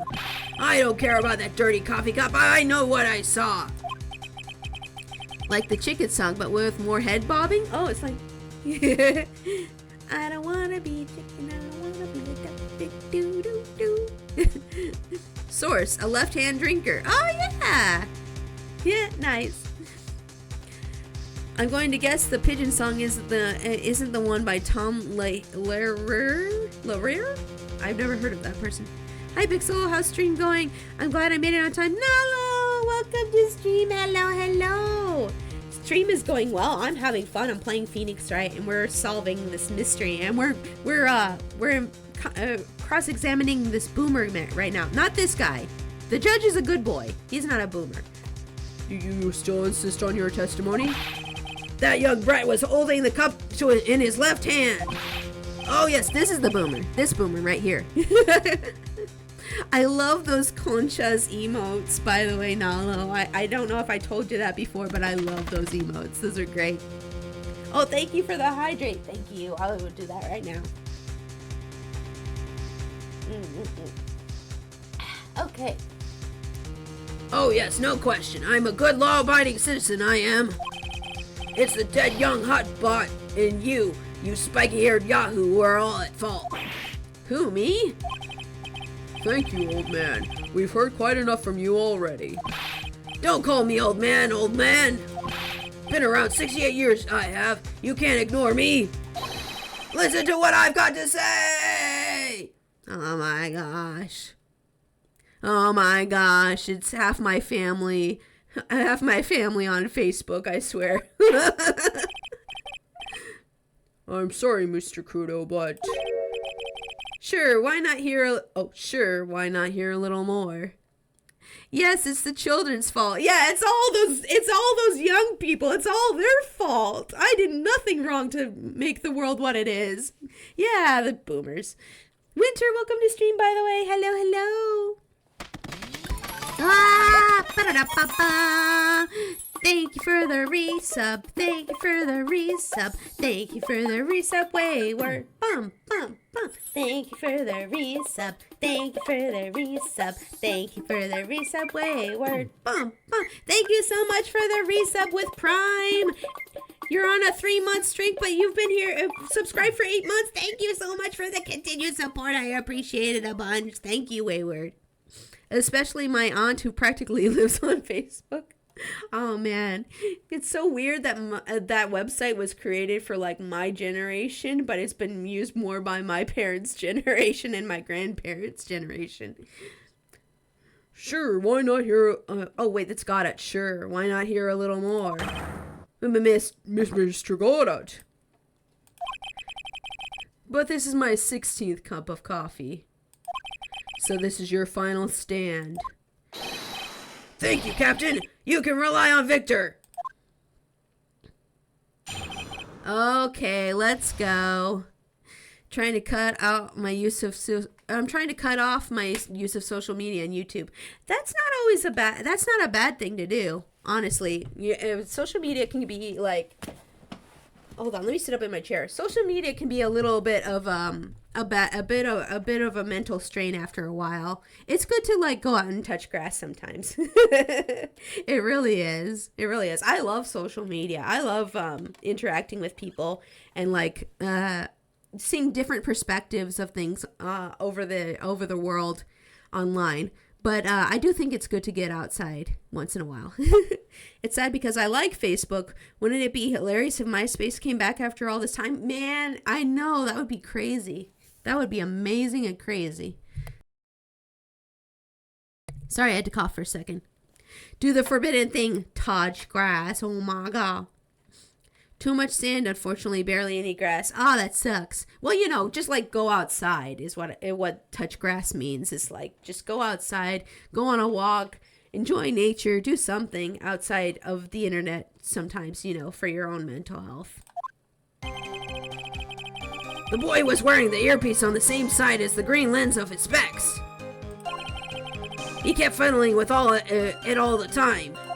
He was fiddling with it just before he picked up the cup, too. And then he used the same hand to pick up the cup, his left hand. Okay. I know, I'm being facetious. Oh, okay. It's hard to tell through text, sorry. Touching grass is fine, but walking on grass is even better. Oh, yeah. The nice feeling of, like, grass on your palms is nice. It's a good feel, yeah. We know that the victim was wearing an unusual monocle over his left eye. Yeah, that's his left, but to us, it's our right, isn't it? So that we're going to prove that point here in a second. It was a monocle, Your Honor. It was a small computer monitor often used by programmers. What kind of Google Eye tech is this? I want that. Give me that. I can't wait till they have some like kind of visor. I know they made something like with like Google Tech recently that's kind of like that, but I can't wait till I have something like that so I could just be like in the bathtub and scroll through like Twitter. Now eating the grass. Ooh, that's like big brain thinking. You know, like that's like galaxy brain is right there. It's like touching grass. It's like the simple brain. And then it says touching grass with your feet, and then it's like more explosive, and then like the last one is eating the grass, and it's like explosive galaxy brain. Sadly, the rain also made a whole lot of burr weeds grow. Oh, I hate burr weeds. We call them stickers here. What do you guys call them where you live? Some people call them stickers, some people call them burr weeds. It's those little spiky guys that get like stuck to your pants and stuff when you walk through grass. I just want one so I can say, power's over 9,000. Burdocks? Interesting. A monitor? You mean like a television screen? The inside of the lens is a screen that displays computer data. It's called an HMD. It's a common tool in the victim's line of work. HMD? I don't think an HMD looks like that. HMD. What's an HMD look like? Hold on, I'm Googling this. I pull up HMD and I get a bunch of like VR headsets. Hold on, let me show you all this on screen real quick. I pulled this up. Hold on, let's see. Let's see here. Yeah, there you go. I typed in HMD and I get a bunch of like VR headsets. Yes, this is an HMD. Yeah, that looks just like the one on the game, right, guys? Yeah, for sure. Yeah, that looks right. Yeah, that looks just like it. Yeah. Let's see. It's a common tool in the victim's line of work. HDT, DVD, CD, all these newfangled letters drive me mad. But they don't matter. I know what I saw and I'm telling the truth. It's true. He doesn't seem to be lying. And those are the facts and the good old black and white. Oh my god. Next thing you know, he's gonna be like, back in the good old days when women were stuck in the kitchen and it didn't bother me. oh my god, get this man away from me. I need to put the groceries away, but I don't wanna. Oh no. Well, make sure you put all the cold stuff away for now, at least, you know? We don't want that to go bad. Some of those look like PUBG helmets. Let's see here. Let me do a save here. Sorry, I had to clear my throat. Okay. Wearing the earpiece. Okay, let's press you on everything, mister. So the victim was wearing an HMD.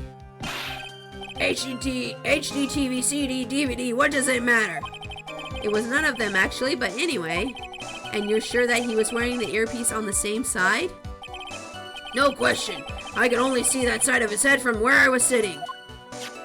Yeah, that's pretty obvious if you look at the floor plans. Sorry. From the opposite table, he'd only have a view of the side of the victim's head. What's next? Male waiters and female chefs? Oh my god. Well, actually, yes. Yes, Java meant. Well, actually, yes. He kept fiddling with it. Okay, so wait, hold on. Let me go back. The boy was wearing the earpiece on the same side as the green lens of his specs. He kept fiddling with it all the time. Okay. It's so scandalous. Oh my gosh. It seems you kept an eye on Mr. Glenn Elg. He was getting on my nerves.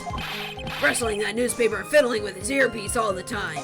And then he went and made all the fuss dying from one sip of Javachino. I wanted to say to him, calm down, you young brat. Just looking at him made me suddenly speed up my seed eating. I could have choked. So I take it the victim was a walking ball of nervous energy. Quit dying, you're bothering me. That's what I heard. He was fiddling with it just before he picked up the coffee cup. The earpiece you mentioned, which hand did the victim touch it with? You're one of those people, aren't you? You're the type that uses your left hand to get things out of your right pocket. Or fastens your left cuff with your right hand. And when the tour guide says, on your right side, you'll see the famous blah blah. You're the only one who deliberately looks left, well, aren't you? No, I didn't mean. Obviously, he used his hand with the same side of his body that the earpiece was in. Ow! So if he had the HMD on his left side, then it would have been his left hand, I guess. But it wasn't. On his left. And then he used the same hand to pick up the cup, his left hand. Well, Nick, what do you think? I think this guy's telling the truth. But even so, something's not quite right. Then chuck evidence at him until he breaks. Yeah. How dare you choke and die on your cup of coffee? I want to speak to the manager. Yeah, exactly. I'm sure I irritate my neighbors when I mow the lawn. I put my AirPods in so I don't have to talk to people. Bruh. Yeah, same. I put on like headphones and stuff too. Yeah. Hold on, I gotta clear my throat.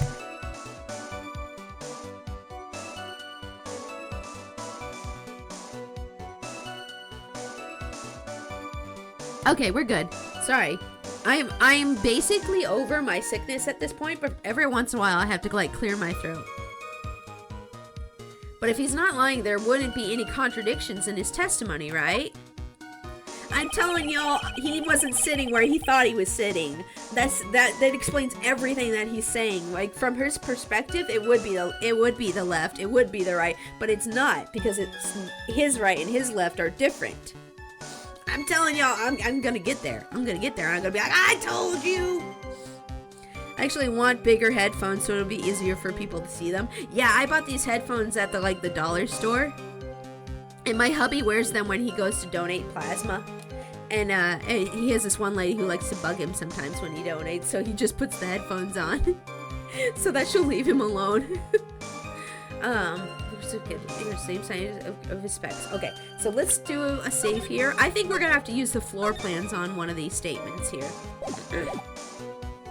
I think we're gonna have to use the floor plans on one of these statements for sure.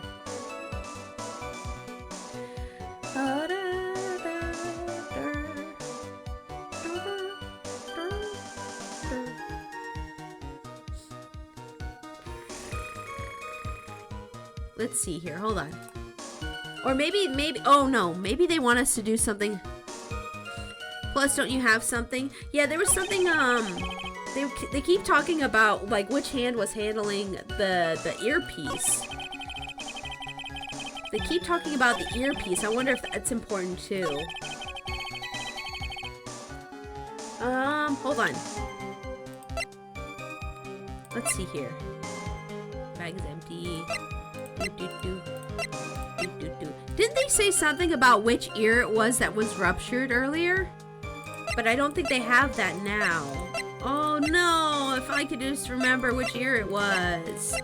I bet it was the wrong ear though. I bet it was the wrong ears. I do have it. Wait, I do have it?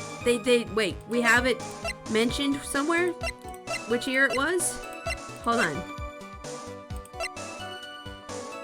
Do we have it mentioned somewhere which ear it was? Where? Where do we have it mentioned that? Time of death was when that. Blueprints, no. It's not mentioned on the bag, is it? I feel like it's probably mentioned on the bag somewhere, but okay, hold on. We can't read it, but I'm gonna take a shot in the dark here. So let's see, which statement should I present that in? He was fiddling with it just before he picked up the cup too. Wait, wait, is it in the profile? Hold on, is it in his profile? Hold on. Was a programmer worn over the left eardrum was ruptured. Here it is. Left eardrum was ruptured. Okay. Worn H over his left eye. Left eardrum was ruptured. Yeah, there it is. Okay, so he's filling it before he picked up the coffee too. Okay, so he kept filling with it the whole time. Boy was wearing the earpiece on the same side as the green lens of his... Okay, yes, this would be the one. This is it. I think we got it. Okay, yes. Yeah, the one he was talking about was the side he's wearing it. Yeah, exactly. Yeah, right here. Yeah, okay, good. Okay. It took me a second. Wait, no, not that one. This one. Okay, wait, no, that's... Sorry, I'm getting a little nervous, excited to present this. Okay, let's go. Ba-bam! Hey, let's go! I'm not sure what the relevance of this is, but... Mr. Kudo, there's something very strange about your observations of the victim. What? You say he was wearing the earpiece on the same size as the HMD. No question, you can lock me up if I'm wrong. It was his left ear without a doubt. I could only see that side of his head from where I was sitting. I don't think so. What do you say? What did you say? You're no doubt unaware of this fact, Mr. Kudo, but the victim couldn't hear with his left ear. His eardrum was ruptured! Get him! Get him! Traces of medication for his condition were found in his ear canal.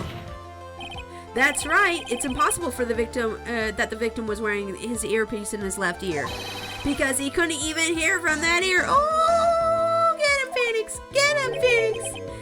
Is that true, Captain? It is. Pigeon! Pretty pigeon! Hey, he's singing the pigeon song. Pigeon! Pretty pigeon! Order, order, order!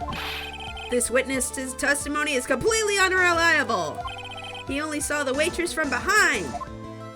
And he claims the victim was wearing an earpiece when we know his eardrum was ruptured. Oh, well, Mr. Goddard. Uh-oh, Goddard's down. He's overheating. No. A single drop of milk is all it takes to destroy the pure black magic in the cup. This old man is my drop of milk. He is kind of milquetoast, isn't he? Captain, are you calling me a drip? Yes. This is the victim's cup of coffee in which the potassium cyanide was found. The mark on the rim clearly shows the victim picked it up with his right hand. I'll never back down. I know I'm right. The lad drank his Javachino with his left hand. Let me put you out of your misery. Clearly the victim used both hands. He took a sip with the cup held with his right hand and then switched to his left. No, that's not what happened. That's what the old man saw. No. Why does his hand make it look like he's smoking when he does that animation? It kind of does, doesn't it? Oh, little raccoon is following. Thank you so much for the follow. Welcome to the Trash Panda Army. A literal raccoon. Oh my gosh. We have a literal raccoon in our Trash Panda Army now. Yay! Welcome, welcome. I hope you're having a great day. We're playing through some Phoenix Wright and we're having a fun time right now. Impossible. The witness has already testified on numerous occasions that the victim died immediately after taking just one sip of coffee. Objection. Oh, here we go. Which hand the victim used to pick up the cup is irrelevant, Your Honor. The fact still stands. With one hand or the other, Mr. Elk drank the poison coffee. Like this. Sadly, Mr. Goddard, that doesn't wash. The point of this testimony was to establish whether the witness's memory is credible. And the results are clear. The testimony given by this witness is useless. Uh-oh, here we go. I believe it is time to conclude today's proceedings. I am satisfied with that the witness is not deceiving the court. But to be frank, his testimony is a farce. Did you have to be so frank? Take that, you pompous old fogey! I'm sorry, Mr. Kudo, you can't reach me from here. I have the high ground.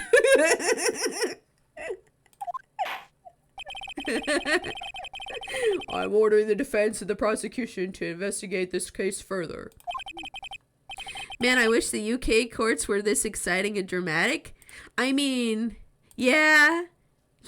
The high ground gives me +10 on defense. That is all for now. The court is adjourned. Hold it. Uh-oh. Wait! If we stop now, where does that leave me? Leave you, Mr. Kudo. Thanks to the blue-suited young upstart over there. I'm just a bumbling old man who can't even dot his T's or cross his I's now. How is your bad memory my fault? Yeah, exactly. You tell him. I'm sorry, Mr. Kudo, but there's nothing I can do. I've kept my mouth shut until now, but there's something else the court should know. Uh-oh. What you got now? What you got for me now, old man, huh? What you got? What? There's more? To be perfectly honest, it might not be anything. But I want another chance. I want another crack at you, you young shark. Me? He's looking at me like I'm some sort of evil shogun. Well, everyone, what do you say to one final showdown? It's the final showdown. I'm gonna kick your butt to space. I'm gonna kick your butt to space, old man. The final chapter in this eccentric old man's scrapbook. Sorry, Grams. I've already had my 17th cup of coffee. What have you got to lose, Captain? I'll give you all the Javachino you want if you come to my house after the trial. I may be 68 years old, But Victor Kudo is still a man. Are you? Are you really? Oh man, I didn't notice. That's enough, witness. I believe it will be quicker for the court to just hear your testimony. You bet, much quicker. I can't believe this is happening. Me neither. Me neither. Ha ha ha, you better get ready, youngster. I get the picture. Just quit throwing the seeds at me, would ya? He's got to be using some sort of infinite ammo code with those box of seeds. Infinite ammo code. The old man's like, I'm the main character. First of all, I want to stress that this might be nothing. I'm not too sure myself. The young boy slipped over the table as soon as he took one sip of his Javachino. Well, the clumsy idiot upset the vase. He knocked it right over. It broke and the strip of cloth covering the table got completely soaked. Well, how about that? Turned things upside down, Wait, what? That's it? A vase fell over? That's your big thing. That's what this is all about. Okay. Okay. All right, sure. Okay. I'm gonna kick your butt again. I'm just gonna kick your butt again. So, assume the position. Is that all? Yes, that's all. I remember it perfectly. Eh? You're doubting me again? You're doubting a poor, defenseless old man? You are not defenseless. Get out of here. No, we're not doubting you, Mr. Kudo. Don't you get the feeling that there's a question hanging on everyone's lips, Nick? Yeah. So what? Probably. That's all I can think of, and I have to cross-examine this guy. You're a bird brain. That's why that's all you can think of. I think scrappy old man, honestly. Yeah. Very well. Mr. Wright, your final cross-examination, please. Okay. The final showdown. Gonna do a save right now. Okay. All right. You're going down, old man. It's time. 1, 2. The court generally prefers its witnesses are sure of themselves, Mr. Kudo. Noisy brat. I'm warning. I'm warning you, I'm more savage than a macho man right now. You won't beat me with this testimony. This is the final battle. Ow, ow, ow! He's chucking those seeds harder than ever. I better be careful. Come on, Nick. Nail him. Oh, yeah. We're gonna get him. We're gonna get him. She's like, punch that old man into the face. No, Maya, no violence in courts. I want to see him die. Maya, calm down. Okay. We press him on this one now. The court has already heard that testimony, Mr. Kudo. I know that. I was just setting the mood. How else am I supposed to build up the suspense, The suspense? Yes, now what do you think? Should I work the audience a bit more? No, please continue, Mr. Kudo, as quickly as possible. All right, now where was I? Ah, yes, the young boy slumped over the table and... Oh, thank you for the bits, Tasu! Thank you. Thank you, and welcome to stream! I'm late, but Pixie, I finally got to see you stream once again. You're looking lovely for Christmas. Thank you! Oh, do you want to see the full Christmas outfit? Hold on, let me zoom out here. I'm a Christmas tree. Ding-a-ding-a-ding-a-ding-ding. I got little ornaments on my dress, too. See? And wiggle around. Yeah, we're playing some Phoenix right now. We're playing some Phoenix right now. Oh yeah, and then I'm not using Gomi today, but Gomi's the little angel on the tree. Look it, it's so cute. Okay, hold on. Let me zoom out here. There we go. Okay, we're good. Well, the clumsy idiot upset the vase. He knocked it right over. Okay, yes. Let's press you on this one too. Blip. That's amazing. Thank you, Tasu. I appreciate that. This strikes me as the second game in the series. Pixie, please, the sugar. This is the third one, actually. This is Trials and Tribulations, and we're on recipe for turnabout. Yeah. A vase, you say? Yes, there are vases all over the tables in that place. There are accidents waiting to happen. They're practically begging to be knocked over. Well, he's right about there being vases. I do remember seeing them too. Yep, they were on every table. There was a vase on the table when I ate lunch there. And you saw the moment when the victim actually knocked over the vase? Well, it's hard to say. It's a bit unclear. How do you really define? Okay, I get it. I heard it break, and the sight of it is burned into my memory as clear as day.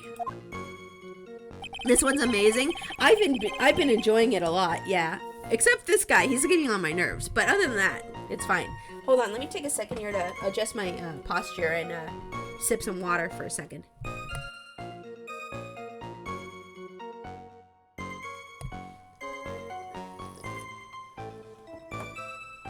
Okay, we're good.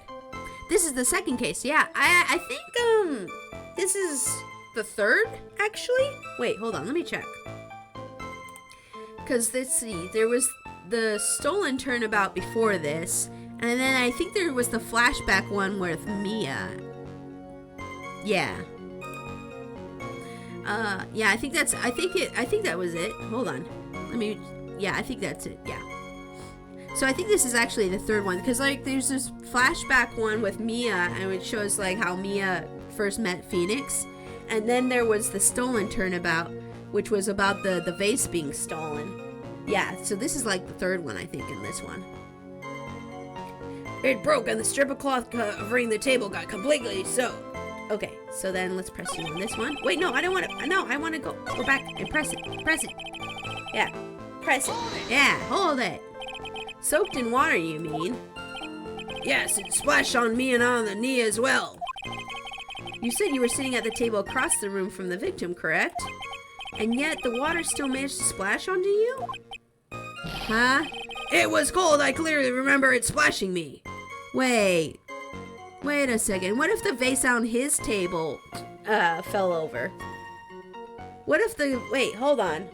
Hold the phone. Hold the phone. Let me save here. Was the vase on that table even turned over in the first place? Let's look at this crime scene picture. Let's see here. There's a photo. Okay, let's see here. No, the vase is not spilled here. Yeah, he was sitting. Okay, yeah, see, this still proves my theory of where he was actually sitting. I bet the vase at his table spilled over. Yep, it's not spilled there. It's not spilled there, sir. It was cold. I clearly remember it splashing me. Could the water really make it all the way across the other side of the room? No. No way. Okay, let's do a save here. Press him on this one. Press him on this one. You mean the vase on the victim's table falling upside down and breaking? The vase turned upside down, and my testimony's turning this case upside down as well. It's a joke. I just wanted everyone to hear it. Oh, geez, stop. I do love the characters in the plot of this case. Yeah, I especially love Armstrong's design in this case. Let's see. What do you think, Captain? I'm impressed by your ability to waste time. Get him, Goddard. I love Goddard, by the way. I love Goddard. Goddard hasn't raised any objections for a while now. So, you young show-off, with that scrap of information, I'm throwing down the gauntlet. If you lose this one, I'll take it like a man and admit defeat. He's really giving you the evil eye, Maya. It's you he's looking at, Nick, not me. It's like he's saying, I triple dog dare you to find a contradiction, youngin'. I guess I'll just have to rise to the challenge then. My favorite coffee drinking prosecutor. Yeah! Oh man, I love his theme song too. It's so sexy. It's like, and I'm like, oh, that man is hot. Okay, let's see here. I'm gonna save. Okay, so I think what we want to present is a crime scene photo when he's talking about the vase breaking. He knocked it right over. It broke and the strip of cloth covering the table got completely soaked. Well, how about that? Okay. I think it's this one. Stupid, sexy, gotta, yeah. Exactly. Let's see here. Okay, let me do a save here, and then I think I'm gonna present the crime scene photo here, and I think that should be good. Let's try that. I hope I'm not wrong, but we'll see. I did a save, so it's fine. Oh, I'm right! Yay! I'm right! Mr. Kudo, this is a photograph of the crime scene. Look at this photograph. So what? So, does that vase look tipped over to you, or what? Look carefully at the table. The vase is there, intact. Uh-huh. How about that? Huh? Lost your tongue, Granddad? Yeah, get him, Figs. Get him. I know granddad of yours, hopscotch. Ow, ow, ow, ow, ow. Enough. If you throw any more seeds in this courtroom, the cleaners will be here mad. Ah! What is it now? I just remembered something. Yes, go on. Oh, great, more? The broken vase. Ha! It was on my table. I freaking knew it. I freaking called it. I called it. I knew it. I knew it. I knew it. I knew it. I knew it. What? Well, you see, Uh-huh. it startled me when the young man collapsed, so I stood up. That must have been when it fell over. The vase on my table, I mean. The vase on your table? Yes, it was on my table. And that's how my groin came to be completely soaked. Wait. What? You're growing? You're ew! Ew! Ew! Ew! Ew, ew, ew, ew, ew. Old man peed himself in the restaurant. Ew! Ew, ew, ew, ew, ew, ew, ew, ew, ew. Bleh, bleh, bleh, bleh, bleh.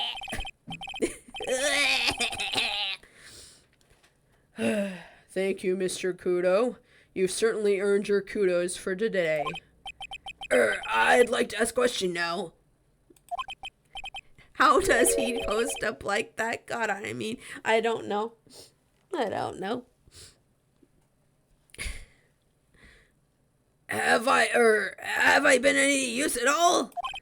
Perhaps that's something you should reflect on yourself, Mr. Kudo. Wait a minute. If that's the case, there's more I've got to say. Uh-huh, okay, what else? Oh yes, I remember something else. Oh, please stop. Bailiff, escort the witness out of the courtroom. Yes, please, take him away. Take this man away. What? Take him away. Wait, listen to me! Oh, thank goodness he's gone. Oh, thank goodness he's gone. Well, we seem to have been considerably sidetracked. And I'm still not in a position to deliver a verdict. Huh? When do we get to say which table he was actually at? When do we get to do that? I'm waiting for this moment when I get to prove my theory. The defendant has not been positively identified as the waitress in question. Additionally, there are two disparities in the testimony we have heard thus far. The mark on the coffee cup that the victim supposedly drank from with his left hand, and the earpiece which was inserted into his left ear, out of which he couldn't hear. Wow, Nick, you did it! I therefore require both the defense and the prosecution to further investigate the facts. Yes, Your Honor. There is one more thing before I call today's session to an end. Oh, one more thing, Your Honor? The witness we just heard from. He is most insistent that his testimony should be of use. So he summarized it accordingly into this statement. Okay. You may each have a copy of it if you wish. Whatever. The prosecution doesn't need props like that. Godet's really mad, huh? Yeah, I would be too. Very well.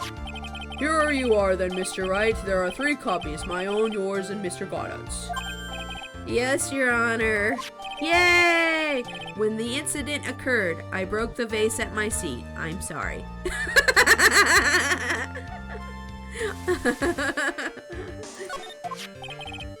I'm sorry? This isn't a piece of testimony, more like a 5-year-old's apology. Yeah, really. What the heck are we supposed to do with 3 copies? I don't know. I would be too if I drank 17 cups of coffees and the trial dragged on. Oh my gosh, yeah. That is all. The court is adjourned. Okay. To be continued. Let's begin another investigation. Ooh, boy. Let's go. Dee-dee-dee-dee-dee-dee. Time to save. Saving. My leg is really itchy. Hold on. My leg's been itchy for a while, and I didn't have the chance to scratch it till now. Okay, we're good. You're back? You took a shower? Yay! Squeaky clean for stream. Squeaky clean for stream. Okay, let's continue. Isn't he like 47 in just the right amount of during the entire time of... Wait, isn't he like 47 is just the right amount during the entire length of a trial? I think he said 17 is his right amount, he said. So how do you think the trial went this morning? How do you think it went? It got a bit crazy in there. I just wonder if that killed our chances. Listen, Maya, the craziest this game has ever gotten is when we put a parrot on the stand. Okay, that was wild. That was wild. If this game can top that somehow, I would be very much surprised.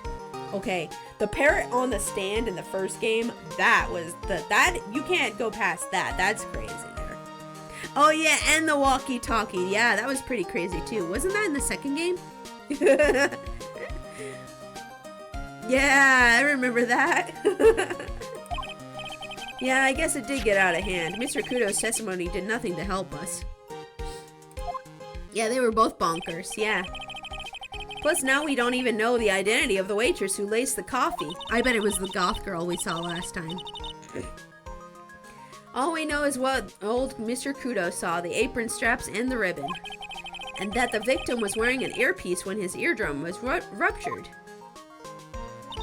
Talk about a terrifying case of contradictions. Time to play doctor and find ourselves a cure then, huh? Yeah, we've got to find one for Maggie, or she's gonna have to terminal case of the guilties. You mean like you've had before? What to do? Let's talk. Well, I'm officially at a loss as to where to start. Yeah, me too.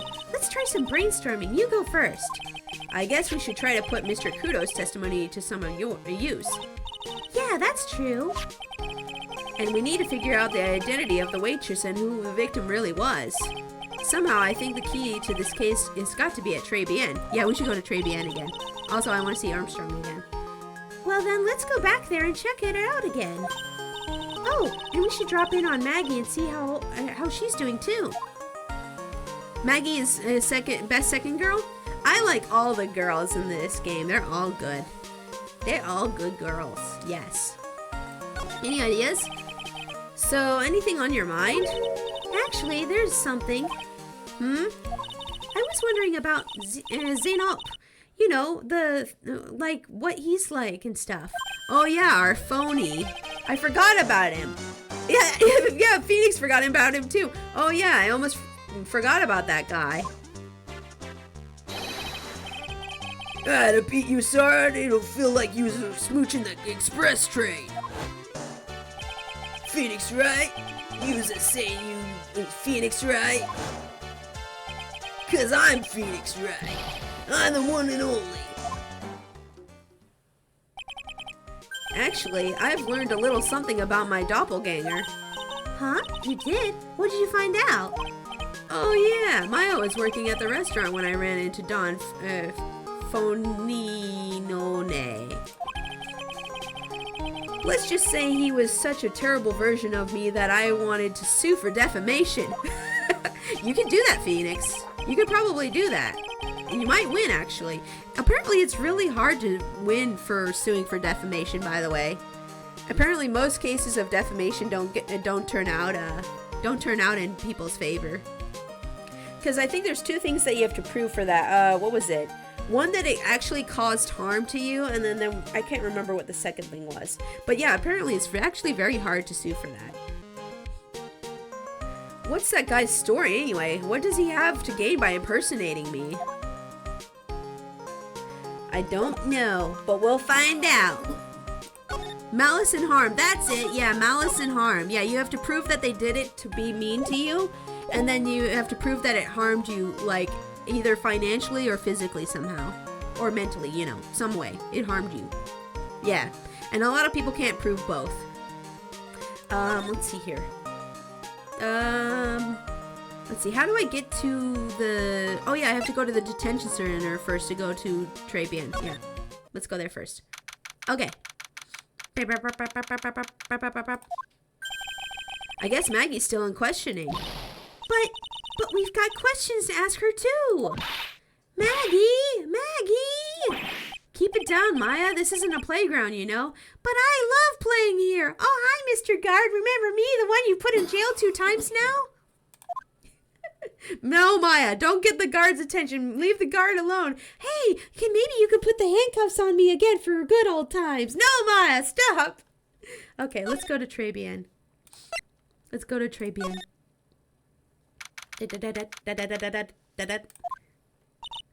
Empty as usual. Yeah, and it's lunchtime too. That's it. Come on. I don't know who's talking. Hey, that sounds like... Now just call an 8, pal. Come on, I know you can. He's getting really worked up about something. No, that's the wrong number. Looks like an 8 would have only netted me $5 anyway. What a ripoff. Oh, you bought some lottery tickets.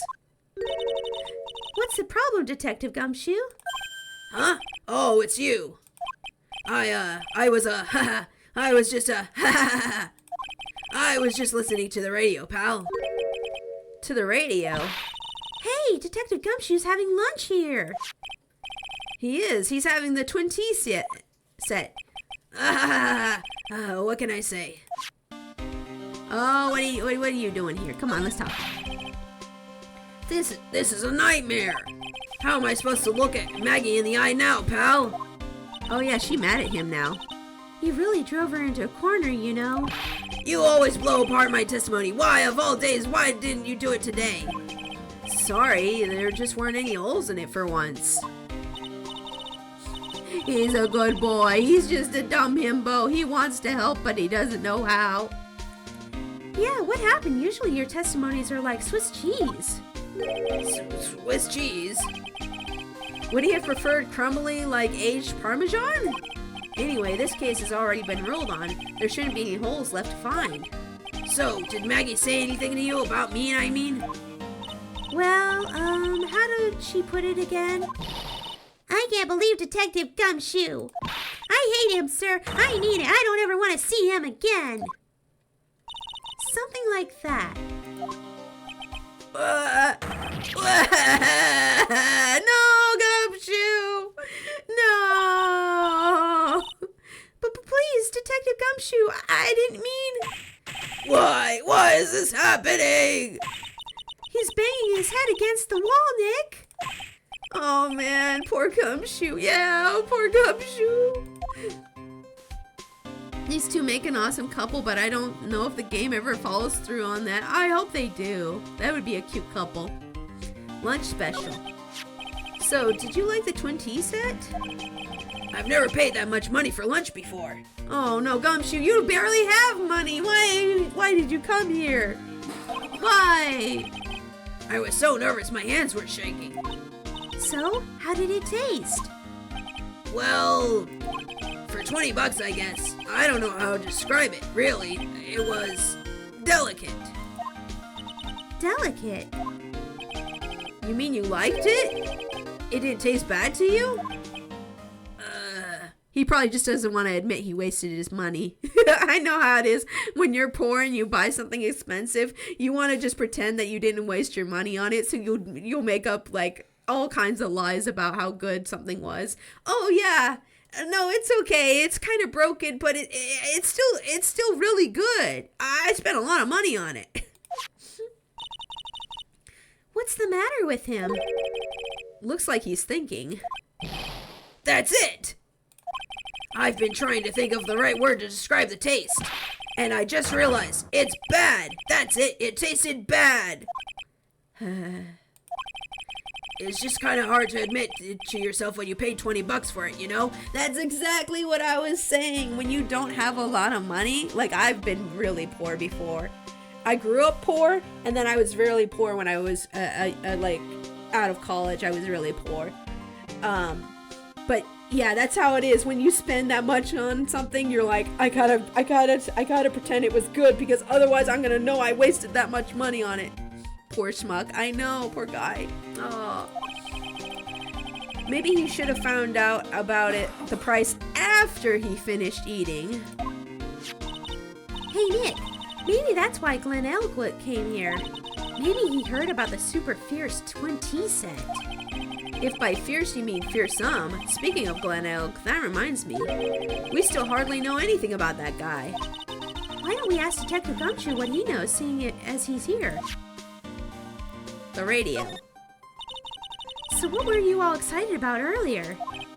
Huh? Oh, that's right. You said you were listening to the radio. Oh wait, no, that's Phoenix. Sorry, I'm reading the wrong voice. That's right. You said you were listening to the radio or something. Oh, that was nothing. I wasn't excited. Come on, Detective Gumshoe. You can tell little old me. What were you listening to? Nothing, really. It was just the daily exercise show. No, our good boy has a psyche lock on him. No! This lunch special lobsters sure is great. How could you lie to me, Gumshoe? I thought we were bros. How could you do this to me? How could you? The radio, huh? The radio, huh? Okay, hold on. First of all, though, I want to present the profile of this guy to him first. Ba-bam! This guy was a real programming genius. They called him the walking computer at the place where he worked. What happens when he crashes, though? Does he just stop moving all of a sudden? He wasn't literally a computer, Maya. Anyway, there's nothing between Maggie and the victim. Yeah, that's what we found out yesterday, too. Hey, Detective Gumshoe, don't you have any information that's a bit more fun? Fun? Oh, I know. So, have you paid a visit to where Mr. Elg worked yet? You might as well. His workplace? Where's that? The computer firm called Blue Screens Incorporated or something like that. Sounds like a real stable company. This could be fun, Nick. Let's go. Computers aren't really my thing, Maya. We'll be fine. I know all about that high-tech stuff. Maya, you don't even know how the computer works either. I wonder about that. It's just around the corner from the joint. You should take a look. A computer firm called Blue Screens Incorporated, huh? That's not a good name for a computer company. Blue Screen Incorporated. I don't know if that's a good name. It sounds kind of foreboding. Okay, let's see if we can if we can do anything with this Magatama.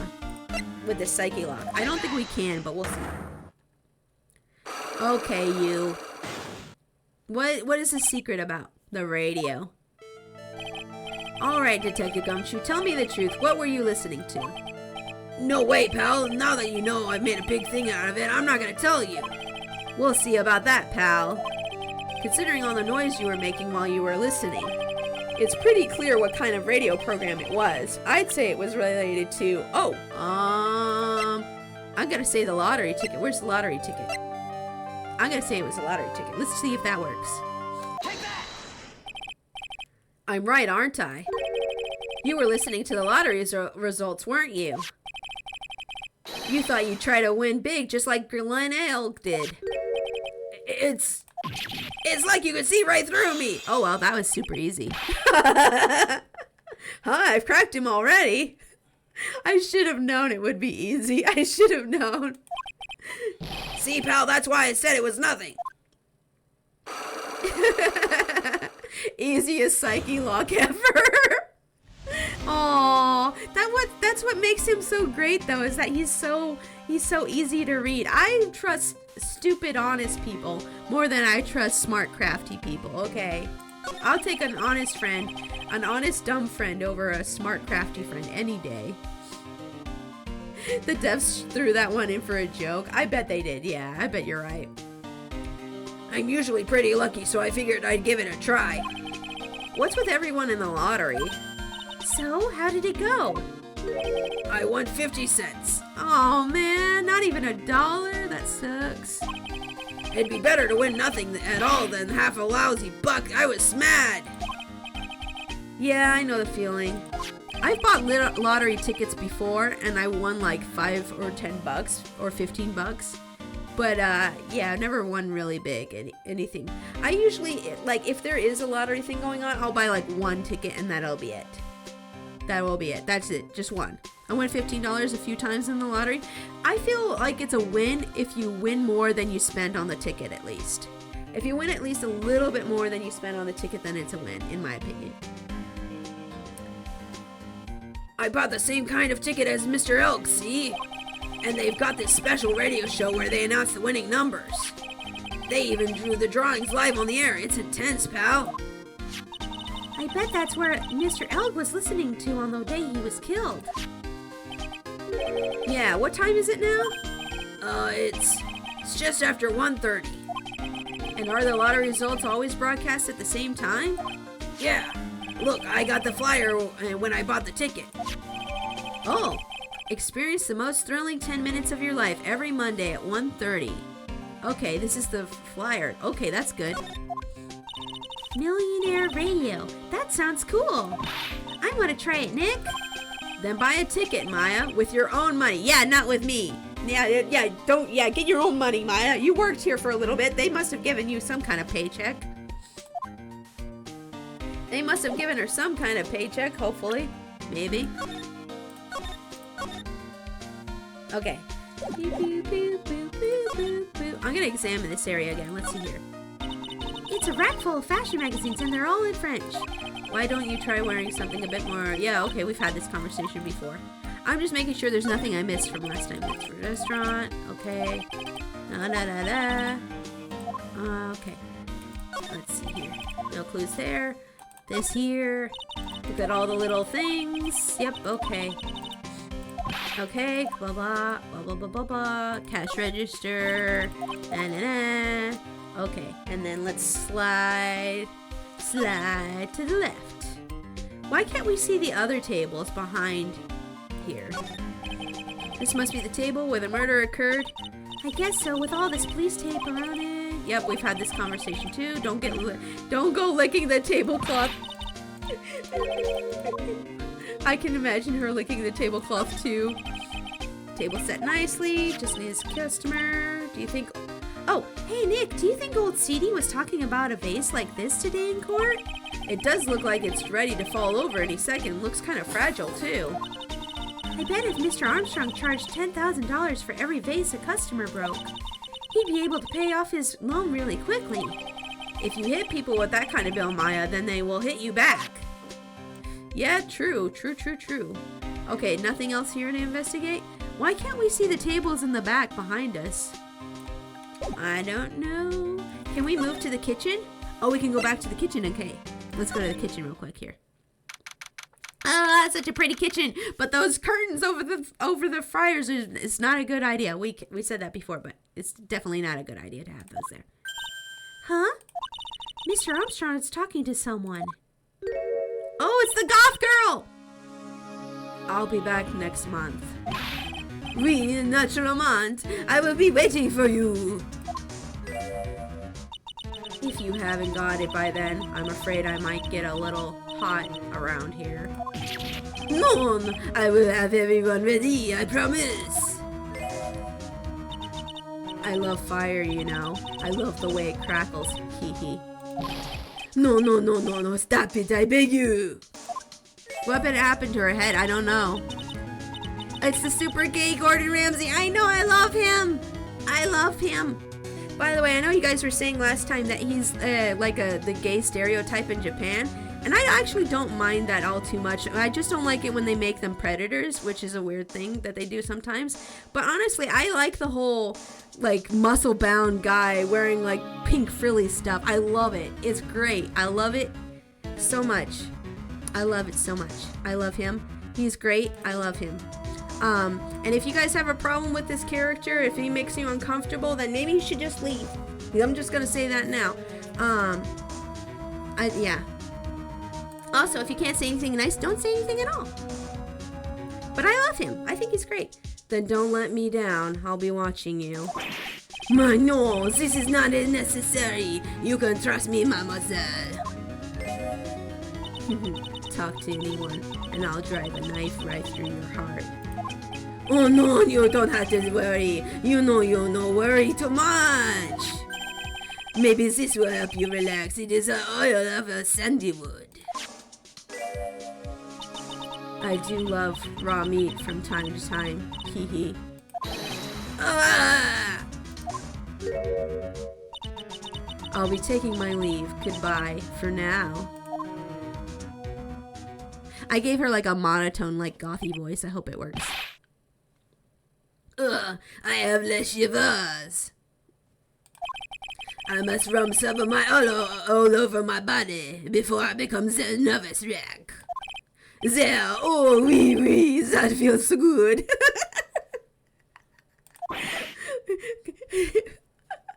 I don't know if he knows we're here. Oh la la, excusez-moi, monsieur. My eyes. Oh, Phoenix, don't be that way. It's just, I mean, like, it is awkward to have somebody do that in front of you, probably.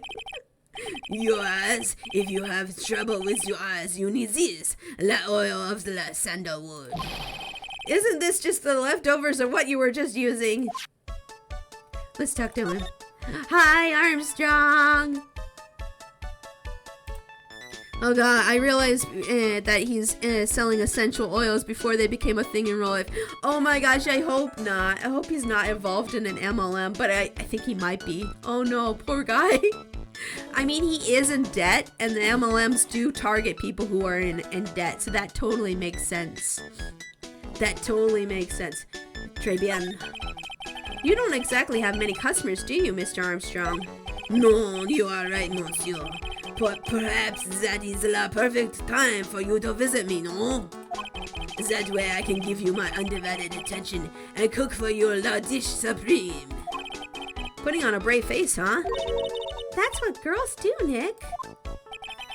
But you are right, business is very difficult these days. Perhaps their name is the problem. People do not understand it, they think it is Trey. I just want people to think that my restaurant was exclusive. But they think you just serve fast food on cheap plastic trays? Nick, that's the kind of thing that can make a girl cry. Have you forgotten that Mr. Armstrong is a man, Maya? Wait, I'm confused.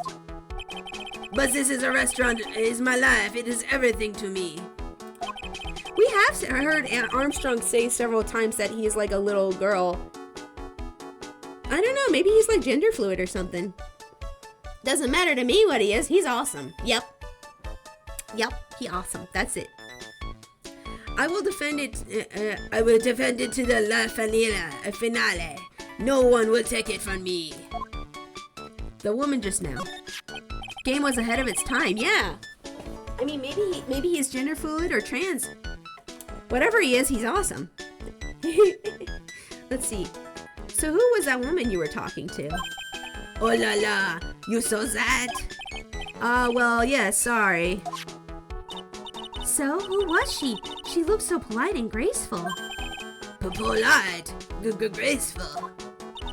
And she likes raw meat and fires, right? She's just like me, for real. No, Maya. I'll be back next month. Oui, naturellement. I will be waiting for you. If you haven't got it by then, I'm afraid I might get a little hot around here. No, I will have everything ready, I promise. Now that I think about it, hey Maya, I think it's pretty clear what kind of conversation they were having. You think so? Well, then let's show him that piece of evidence and see what happens. What piece of evidence? What are you talking about?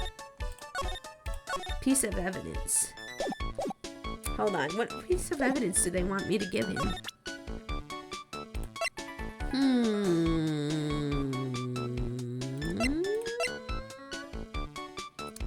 Maybe the prescription bag? I don't know what they want us to show him. I'll show him a bunch of stuff though. About this.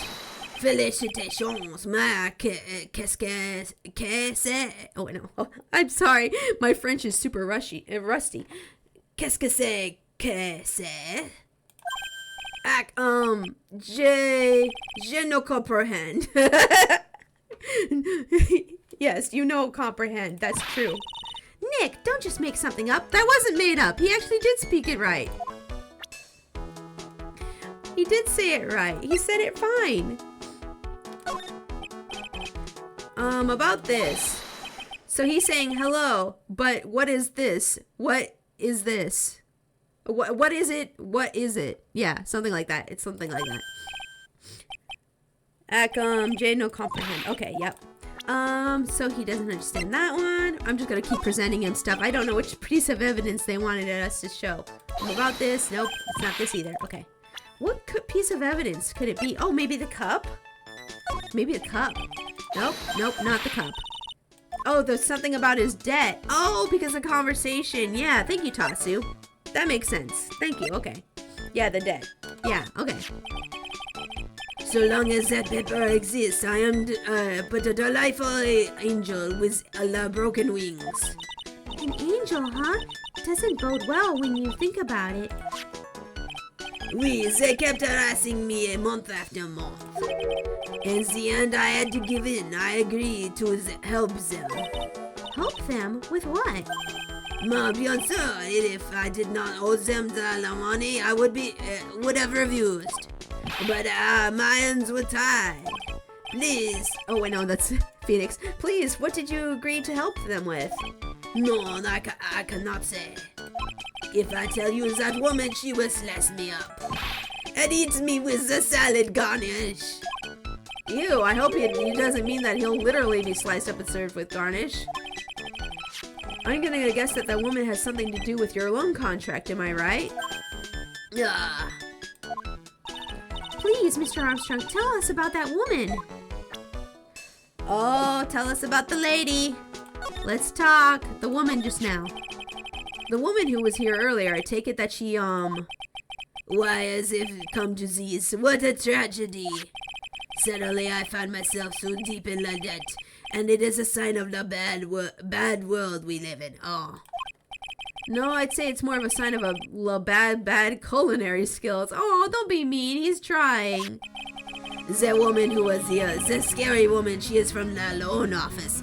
Not the loan. No, not the loan people. Ah, don't answer the phone. Money, welcome to stream. Hello. Hope you're having a great day. Welcome. Loan office? Is that where you borrowed $500,000 from? Oui, tender lender, it is called. Catchy name. Just hearing it makes me want to borrow some money. Hold on. Is the sound coming out of my... hold on. There we go. Okay. Sorry, my sound was coming out of my speakers a little bit. These headphones are like from a dollar store, and sometimes if you turn the little plug the wrong way, it comes out of both the speakers and the headphones. So I have to be careful. If they sent someone like her, I wouldn't. Yeah, I wouldn't either. Yeah. Catchy name. Just hearing it makes me want to borrow some money. No, Maya, don't borrow any money. Please, you must. You must not borrow from them. If you must, no more than $10. $10 sounds like your whole monthly stipend, Maya. Hey, I get a bit more than that. Thank you very much. So, Tender Lender is the loan office you borrowed $500,000 from, huh?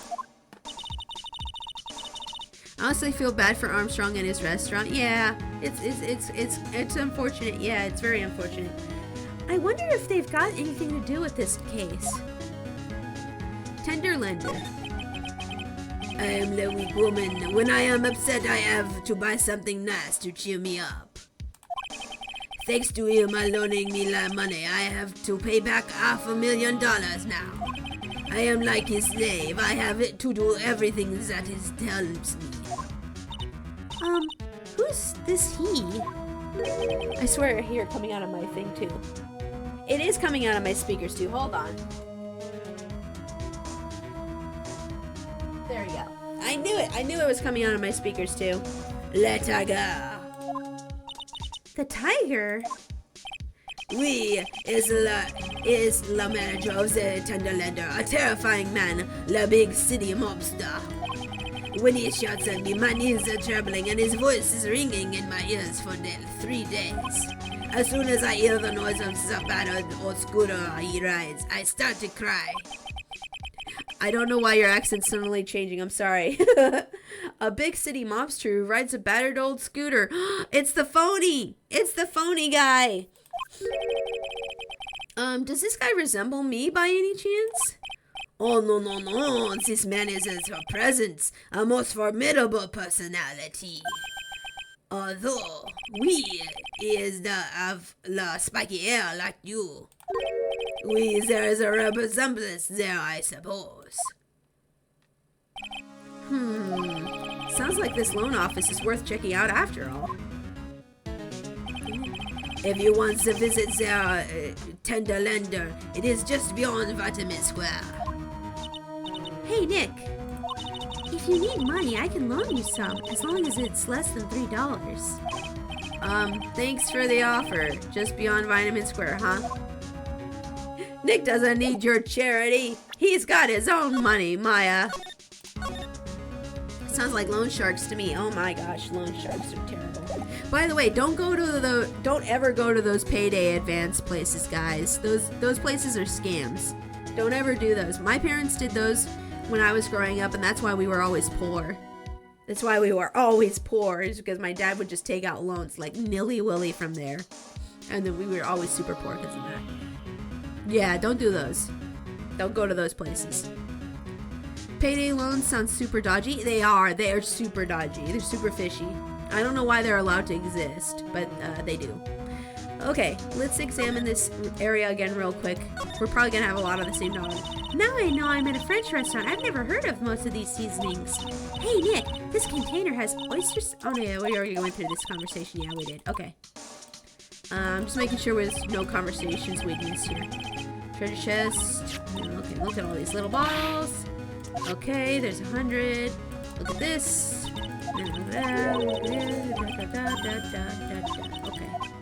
Okay. Okay. Alright. We went through that conversation already before. I actually considered taking a payday loan once when I was struggling with money one time, but decided not to. Yeah, good for you, Nesmi. It is hard to not do things like that when you're struggling for funds. I've been there. I used to do this thing with my bank where I would call and advance money from them, and then they'd take it out of my next paycheck when I was really poor. And then after I stopped doing that, I started getting better at handling money. But I used to do that a lot because otherwise I would go into the negative in my account. It was really bad. When I first got out of college, I was super duper poor. It was terrible. Yep, that's a poem for you. Okay, let's see. Did we look at these? What are these curtains for? Okay, great. This? That smells good. Okay. Yep, permanently burned. Wait, oh, is that new conversation? I think that's a new conversation. That smells good. Something's bubbling away nicely in that pot. It must be the lobster and albacron fricassee with balsamic vinaigrette. Isn't that what I ate yesterday for lunch? Yeah, I think it's been permanently burned into my brain now. As an example of what truly awful food tastes like. I bet it'd taste really good if it was prepared well. Balsamic even. Oh man, maybe yeah. Maybe even balsamic like. Yeah, let's save here. We're gonna go ahead and go to the park now. Okay. Backspace, and we're gonna move to the trade beyond. Oh, hi Gumshoe. Well, I'm gonna go head back to the precinct now. Oh yeah, the computer place. Yeah, we should go there. Yeah. We've got a big meeting starting in a bit. About Maggie's case, you mean? No, that's pretty much wrapped up now. There's another big case going down at the moment, so she's been pushed aside. Okay, well, see you later then. Bye. I bet we're gonna have to tackle that case next. I bet we're gonna have to tackle that one next.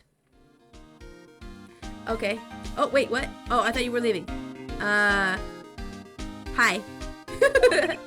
Uh-huh. Yep. So, weren't you going somewhere? You better get going, detective, or you'll be late. Actually, I've kind of got a favor to ask. It's a big one. Uh-oh. A favor? Yeah, it's for, Maggie, actually. I was kind of hoping you'd give this to her for me. Oh, what's this? Did he make this? Oh, he can cook? Oh my gosh, he's got it all. What is it? It's a lunchbox. I got up early so I could make it. I've been really worried about her. She looked like she'd lost a lot of weight. Detective Gumshoe. How many weenies are in here? That's not a person on Earth who could down this much meat. I could. Give it to me. I'll eat it. You think I love Winnie's? I can't get enough of their tender juiciness. So will you give it to her? It took me ages to make, so please say you will, pal. I can't exactly say no, can I? Gumshoe's lunchbox given to Maya to carry. That looks nummy. I would totally eat the heck out of that.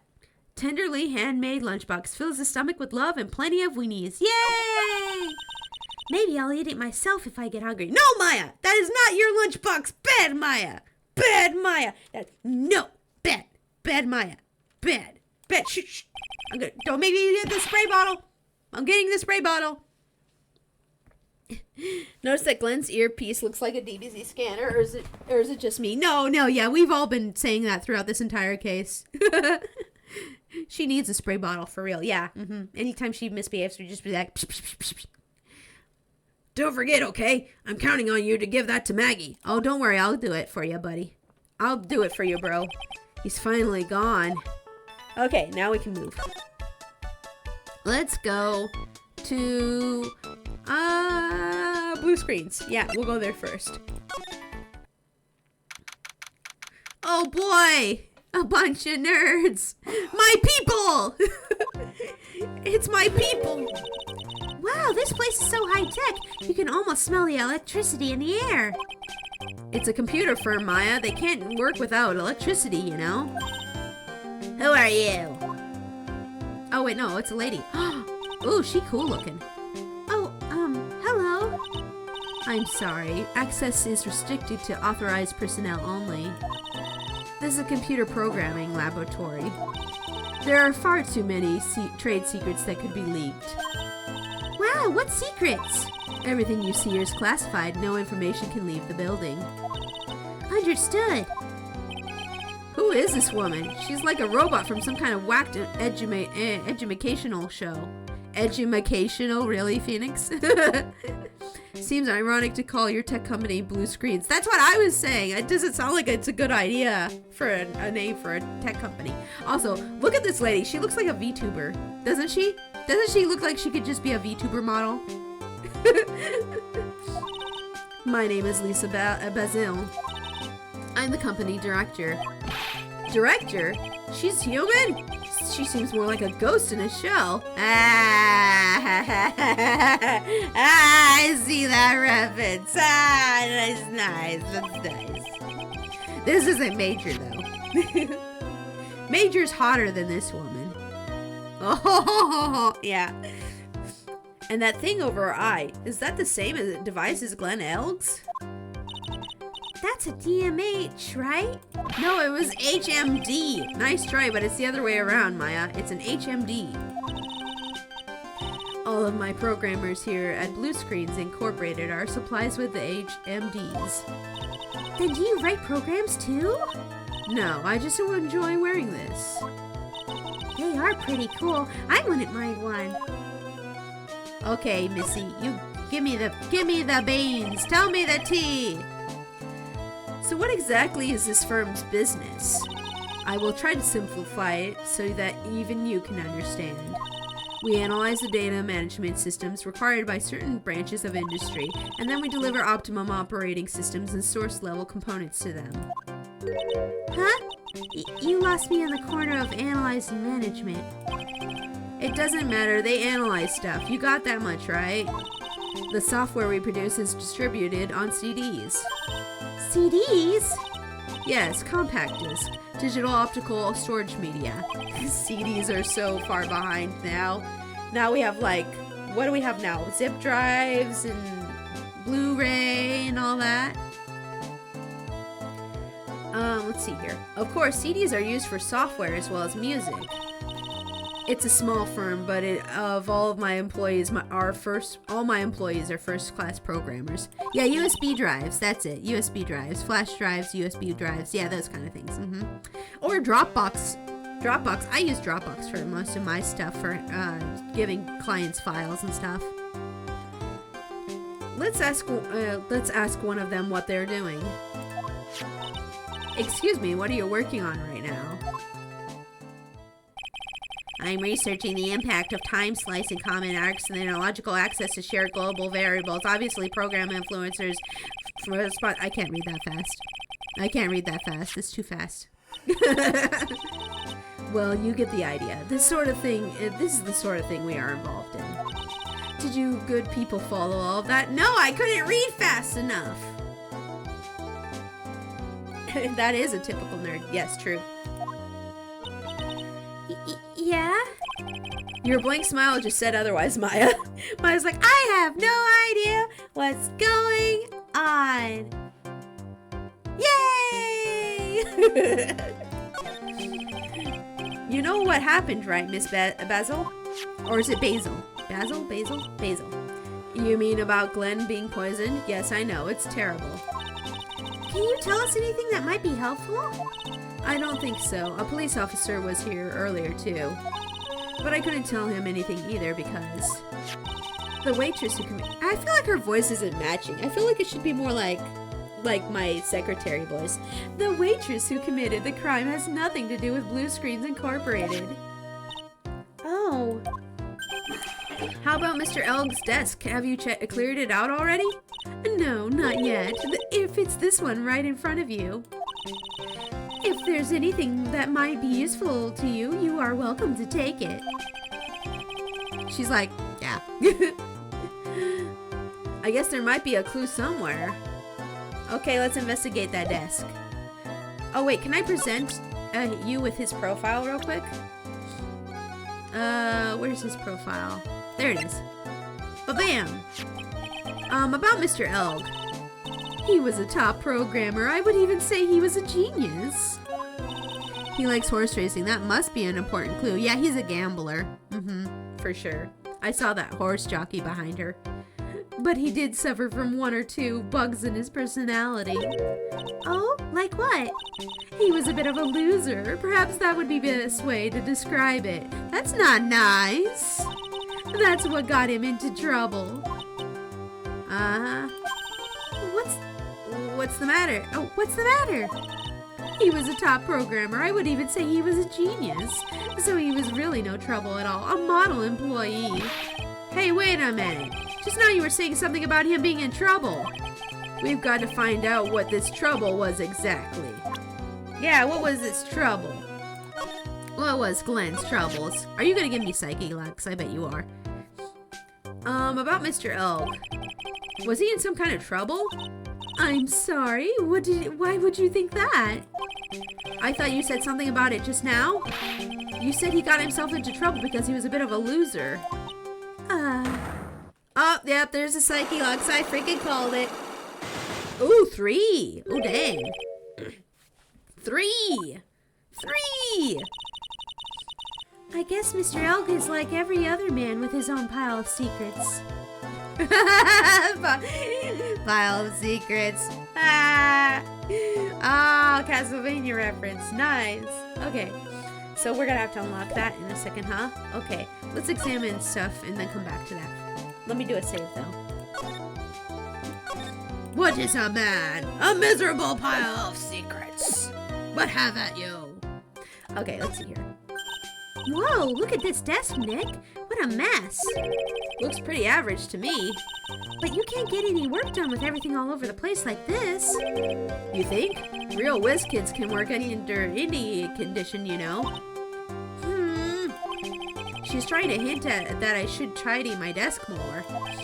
I'll clean up my desk when Maya stops asking silly questions. No hurry then. Hey, this calendar. What about it? If this is another hint about tidying, you can forget it. Someone's marked December 3rd in red pen. December 3rd? That's the day Mr. Elg was murdered. Is there anything else? Yeah, it says, meet with the tiger. Oh, the tiger, you say? The tiger? Glenn's calendar, meet with the tiger. Uh-huh. So he was probably in debt too from like all his gambling addictions, probably. And then he met with the tiger guy, and I bet the tiger guy works for the loan sharks. Yep. Meet with Tony the tiger? Oh my gosh, I'd love to. I wish Tony the tiger was my real dad. I wish Tony Tiger was my real dad. Hey, look, Nick, it's a supercomputer. It looks like it's really smart and wise, doesn't it? It looks like a bunch of boxes to me. Computers are only as smart as the humans who use them, Maya. True. That explains why we don't use a computer in our office. What are you saying, Maya? Are you saying we're dumb? I mean, I know you are, but Maya. You should work there too, Maya. Yeah, but at least Please, don't argue about something so trivial. Otherwise, the computer will laugh at you. She said she'd laugh at us, Nick. She's a human, Maya, not a computer. She looks like a computer, though. He's really pounding that keyboard, isn't he? Wow, I bet that's where the pro and programmer comes from, huh? He's over there like... I'd actually press keys, but I don't want to actually, like, press anything and, like, accidentally end stream or something stupid. I guess I shouldn't be resting on my laurels. Gotta expand my skill set and all that. Yeah, that's a good idea. Maybe I could become Old Sadie's apprentice. And what about your spirit medium training? She's like, I'll work on that later. Uh-huh, okay. Those pillars almost look like they're moving. It's kind of unsettling. Nah, they just look a bit twisted or warped or whatever word I'm looking for. This office was designed with a futuristic feel in mind. Futuristic? Yes, we tried to imagine what things might look like in the future when we designed it. It helps to soothe and calm the soul. It's too bright. It's too much bright white color in here. I feel like my eyes would go blind after a while. On second thought, I agree with you, Nick. This place is really unsettling. She's like, nah, I changed my mind. Like, it should be darker in here, especially since we have nerdy people in here. We like it dark, don't we? Don't we, guys? Don't we? Yeah. What's this under the desk? And what are these? Can I look at these? Oh, I can. Good. Wow, look at this mess. Looks like they're all betting tickets. What kind of betting tickets? For betting on which horse will win the given race, given these horse racing tickets. Oh, wow. His drawers are stuffed full of these. Looks like they're all losing tickets, though. Glenn Ellis losing horse... Okay, I think we can talk to the lady now and probably get our psychic locks done. This many tickets would get you, what, a buck down at the recycling center? But I didn't know you were so hard up that you'd try to profit from the dead, Nick. I'm just taking them as evidence, Maya. She's like, you're really poor, aren't you? Man, there was this one time when I was super poor my hubby and I, we gathered as many like aluminum cans as we could because we heard that there was this recycling place that paid money for cans. So we gathered like a bazillion aluminum cans and we went down to the recycling center and they gave us like $1 for all of it. And we were just kind of like, $1? $1? Wait, what? I spent all this time for $1? They're like, that's what you get. And I was just like, nah! I was very upset. I was very, very upset. Very, very upset. I guess I should have known better. So computer office with bad eyes. Unhappy code monkeys. Yes, very unhappy code monkeys. Code monkey dee dee dee dee dee dee. Dee dee dee dee dee dee dee. Okay, let's go through this Magatama nonsense. Bam! Okay, Missy, tell me your secrets. I'm gonna take a sip of water real quick.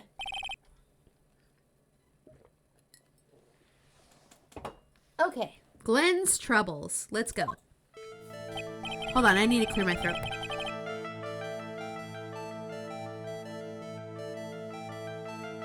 Okay, we're good. So how about you tell me what kind of trouble Mr. Elg was in? I'm sorry, sir, but we don't deal with troubleshooting here. Perhaps you'd like to speak to someone in customer service? What's she talking about? I guess I'd better just take a shot and see where it gets me. Miss Basil. Or Basil? Basil? Basil. I'm gonna go with Basil. Miss Basil, let me ask you something. Did Mr. Elg's troubles have something to do with this? Oh, let's go with the gambling tickets. Bam! Hey, first one, we did it. What is that? A bunch of horse racing tickets, all losing ones. With that many tickets, you could get $1 at the recycling center. You good people are very, very bad. Cashing in on others' misfortunes is immoral. Is that a whiff of hypocrisy I smell? And just what is the relevance of these tickets? The victim, Mr. Glenn Elg. He had a gambling habit, didn't he? I don't think that's a logical conclusion based on the facts. Everyone likes to go to the races from time to time. Yeah, but not everyone buys this many tickets. Anyway, I don't believe that proves anything on its own. You're right, but I am not through yet. Mr. Elg's gambling wasn't restricted to horse races, was it? Oh, wait. Oh, the lottery ticket. Yeah. Hold on. Sorry, I had to clear my throat again. Yeah. The gambling. Yeah. Lottery ticket. Yeah. The lottery, horse racing. He bought a lot of tickets and he lost a lot of times.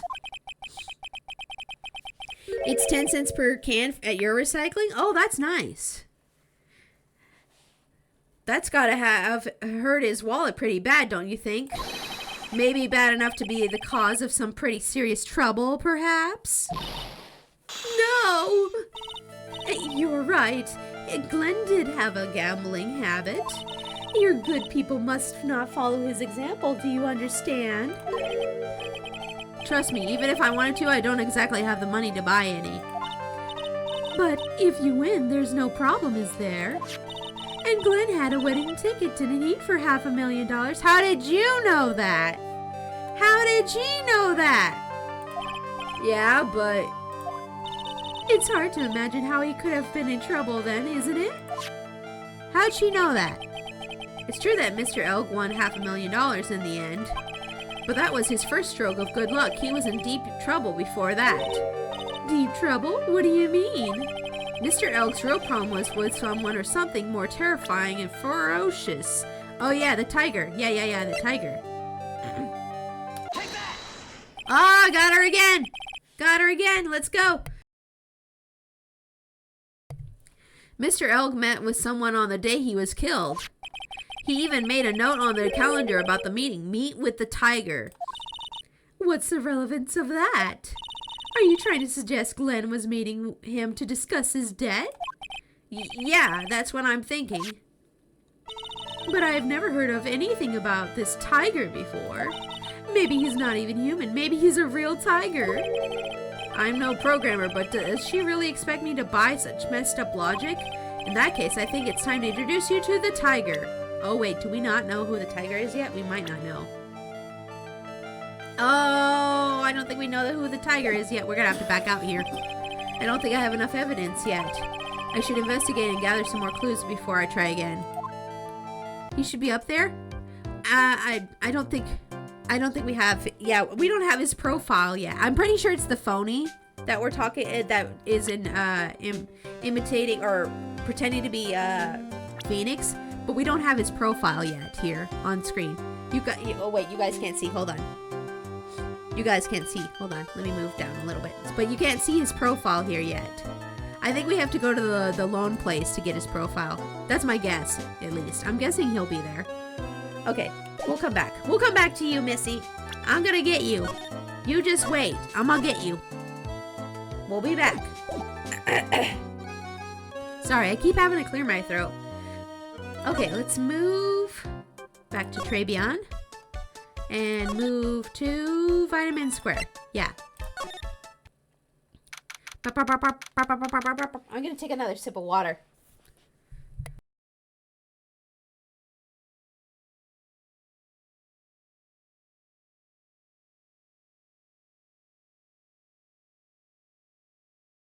Okay, sorry about that, guys. I had to clear my throat and drink some water real quick. Just pixie noises? Yeah. Just pixie noises. Yeah. I've been getting over a cold all week, and I'm finally pretty much over it, but I still have a little cough once in a while. I don't see any sign of Mr. Kudo, do you? Maybe he went to buy another ton of bird seeds. I was kind of hoping he wouldn't be here anyway, at least not for now. I don't want to deal with him right now. Besides, any more seeds today and I'm liable to turn into a real phoenix. And you could probably hear my hubby coughing in the background too. Hey, check this out. I wouldn't get too close to that if I were you, otherwise you might be in for a shock. I gotta clear my throat again.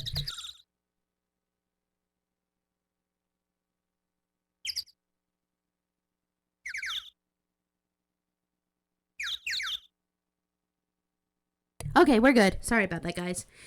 My phony must be lurking somewhere nearby. Just imagine, a tiger loose in the city. Meanwhile, the real phoenix is like an abandoned chick lost in a vast urban jungle. Huh? Don't worry, someday you'll grow up and become a ferocious tiger too. Don't lose hope. Maya! Why is she trying to pep talk me into becoming my phony?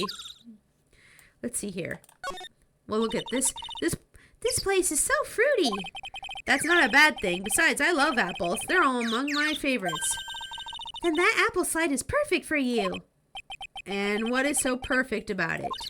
Oh, come on. Don't be a stick in the mud. Slide down it a few times. Go on. No way.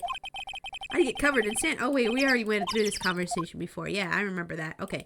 I'm just making sure we don't miss anything. I used to love the sandboxes. Blah, blah, blah. Iron fillings. Yep, I remember this conversation. Okay. Let's see. Orange table. Look at that. Orange reminds me. Oh, wait, this is a new conversation. Hold on, let me skip through this and we'll read this conversation. Sorry, I didn't know that was new. Looking at this orange reminds me of what? That you're supposed to eat a lot of them to ward off colds in the winter. You can't have fun during the holidays if you're sick in bed, you know. Oh, wait, this is yeah, we did go this. Speaking of fun, if we get Maggie acquitted, maybe we can all get together sometime. Okay, but what do we play with someone who's never won a game of tic-tac-toe? How about we change the rules a bit then? We could play Old Maid and, we could say that the person who's left with the Old Maid at the end is the winner. How's that? Not bad at all. We could even rename the game to Fair Maiden. Or Career Woman. A career woman. She don't need no man. She's successful because she's by herself. Yeah. Something like that. Hey, look, pigeons. Yep, and heaps of them, too. Did you know that the pigeons are a symbol of peace? That's a... Oh, yeah, we already went through this conversation before, haven't we? Okay. All right, so let's see if we can move to the lone... Yeah, the tender lender. Let's go. Oh, boy. This place looks Very fishy. Tender lender. This place gives off a really strange vibe, doesn't it? Looks like the tiger isn't in his lair. And that is, as they say, a very good thing. Welcome. Gulp. Talk about a creepy voice. It makes your soul want to shrivel up and die. Oh, it's the goth girl. You here to discuss alone? No, not exactly. The manager is away at the moment. Very quietly, please.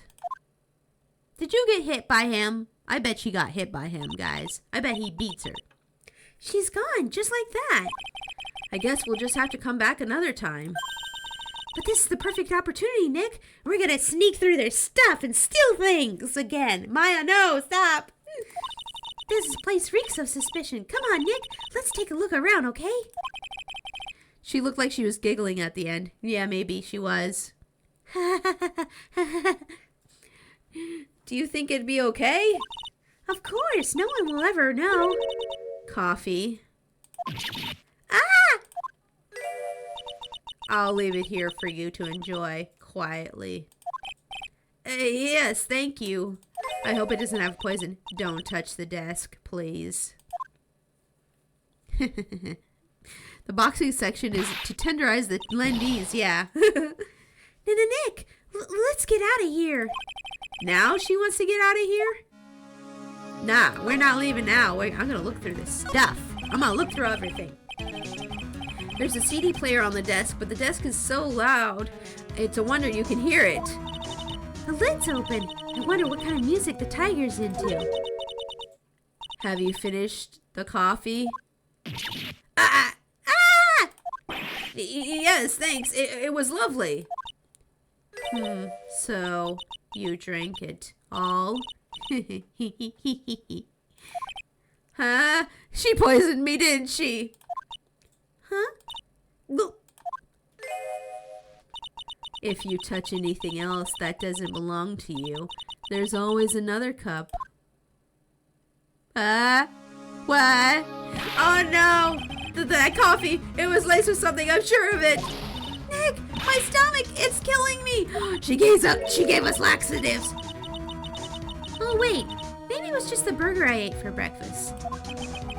I sure hope so. We better take a look at the CD while we're still alive and have the chance. What the? What? It's not the Rocco soundtrack, is it? Claw of the Tiger? It's a demo CD. The artist's name has been handwritten on the disc in pen. It's the MC Bomber again! What? This must be the CD Maggie told us about. Let's listen to it. I bet it's heavy metal. No way. That woman will make us drink more coffee if we do. Found at the tender lender, a sample disc with the name written in a marker. Okay. Stop. Boomer time. Let's see here. What's this? It's a punching bag. What? No way. You wouldn't catch me walking around with a bag like that. What do you mean walking around? The design's gross to start with, and it's way too heavy to be practical. And why is it called a punching bag? Don't people know messenger bags are in? I knew it. I was right before. Back to Très Bien. Paris fashion is more my thing. I really, really hope she's pulling my chain on this one. She doesn't know what a punching bag is. Oh no, Maya. Wait, what's this on the floor? Wait, you guys can't see. Hold on. Let me move over so you guys can see this thing on the floor. See? There's a thing on the floor over here. There's a thing on the floor over here. What is the thing on the floor? What is that? I'll move back over here. Oh no, someone's dropped the ashtray on the floor. That's going to be a nightmare to clean up. Yeah, it's all over the rug and everything. I accidentally knocked over a really big space heater once. Cleaning it up was such a pain. It was one of those super antiques where you have to burn a ton of charcoal. How did she manage to knock over one of those? Aren't they supposed to be super heavy? Are they? I don't know. I've never heard of that kind. Sorry, had to clear my throat. Sorry about that. Oh, hey, there's a book of matches here, too. Oh, the matches are from Très Bien. Matches, huh? Places don't give these out much nowadays. Hey, wait a second. What is it? Looks like what's printed on the cover. It says Très bien. Matches used for advertising, found lying in tender lender. These matches could come in handy. We might be able to use them. Yeah! The pilot light for the office spoiler keeps going out. No, not about that. Swing and a miss, Maya. Swing and a miss. Sorry guys, I think my voice is starting to give out from doing so many voices. I'm still getting over a cold, you know, but let me take a sip of water here. Okay, I think we're good for now.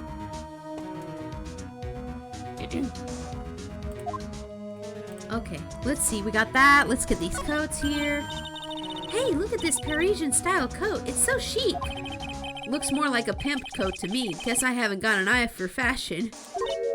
Hey, look at this. This suit is the same color as the one you wear, Nick. The same color as my suit. Ah! Keep your voice down, Maya. Nick, you've got to take a look at this. Some cake. Ah! I'll just leave it here for you. Yeah, sure. Thanks. Just wait here quietly. Otherwise... Sure.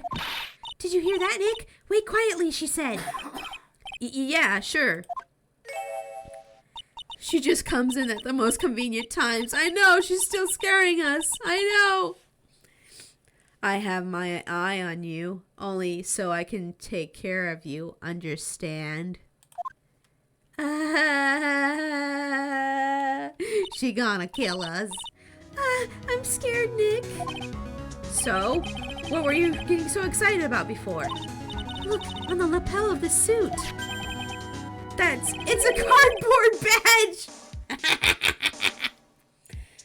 It's a cardboard badge. Oh my gosh. That's an attorney's badge. Is the tiger a lawyer? No way, look at this thing. It's made out of paper. Paper badge. It's more like cardboard the way it looks. It looks like carbureted cardboard, but you know, whatever. For some reason, your badge suddenly looks really cheap to me, Nick. Why doesn't anyone recognize an obviously fake badge when they see one?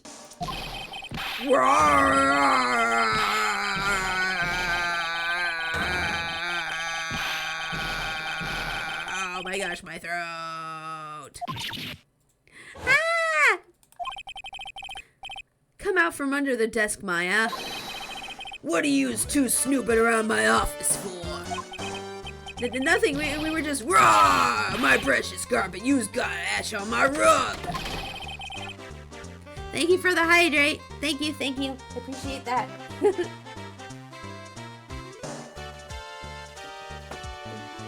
You gonna wish your ugly feet never came through my door. It wasn't us. It was already like this. You wanna argue with me? Is that what you's doing? You think yous can take me on? I gotta flatten yous twos into pancakes and turn yous into new rugs. Ah! Oh wait, that's Maya. Ah! Oh. Don Tigre, you're back. Act that voice. It's the evil seeping into your head through your ears. Oh, it's her again. I'm sorry, Don Tigre. I knocked over that ashtray earlier and... Eek, has she got a death wish or what? Oh, right. Oh, you simp for her. You like the goth girls, don't you? I freaking knew it. Huh? Forget about it, Violetta. It's nothing. What? I ain't gonna get mad at you. You too cute, you hear? That's so unfair. Here, have some cookies. I just baked them. And you'll need some strong espresso while you're discussing your loan. Ah. Right, Phoenix, right. Yes? You's either crazy or you just played stupid to chase after me. I worked so hard, but now you's gotta come and messing up my plan. So it was him. He's my phony. But I don't care. No one gets in my way. What? I mean, excuse me? You should have left the little girl at home, right? I have a few things I want to ask. No question. Oh, no question. This is the last time we meet. Okay, bye. Wait, please. That was pretty weak, Nick. You're weak, Nick. Ha ha ha. You waited up until he was out of earshot before you shouted after him. Like you're one to talk. I didn't hear you scream hold it either. The espresso. Ah! And cookies. This woman's definitely not good for my heart. Now, what was it the tiger called her? Violetta? Let's talk, Missy. Let's talk. You and me, we're talking now. So, I'm kind of curious about your company, Tender Lender. With the warm and friendly atmosphere you'd expect from a family-sized business. A conscientious rate of interest and an attractive repayment policy. Why do I get the feeling this sentence is not going to end well? Someone put a bell around her neck or something? Yeah, something. She goes from Japanese gangster to Southern boy pretty dang quick. I'm sorry, I'm trying. I'm not very good at gangster like Boston, Brooklyn accents. I'm not very good. I tried. We will tenderly lend you that little bit extra here at Tender Lender. Hey, Nick, things are a bit tight for Wright & Co. at the moment, aren't they? I mean, there's that $500 you owe me from that card game, for starters. I don't owe you nothing! Oh, you mean Don Tigre? Oh, okay, I see. Why don't you take out a loan? Would I like to take a loan from a place like this? Nah, not so much. Tender Lender is on your side. So, let's say I'm late with a repayment. What happens then? We'd give you more coffee. Strong coffee. Right. I think I'd rather skip town. Hey, just remember I can make strong coffee too, Nick. Strong tea as well. Wait, what is this? Jealousy? As someone who RPs a dwarf, I feel your pain. Oh no. Maya, we feed you. Yes, feed. We do feed Maya. Yes, we do. What happened? So, do you know about the incident we were investigating? What incident? Well, a man was poisoned in a restaurant just near here, that incident. Let me see. I was here that day with the manager. The manager being the tiger? Furio Tigre. Furio? Tigre? So that's where the tiger comes from.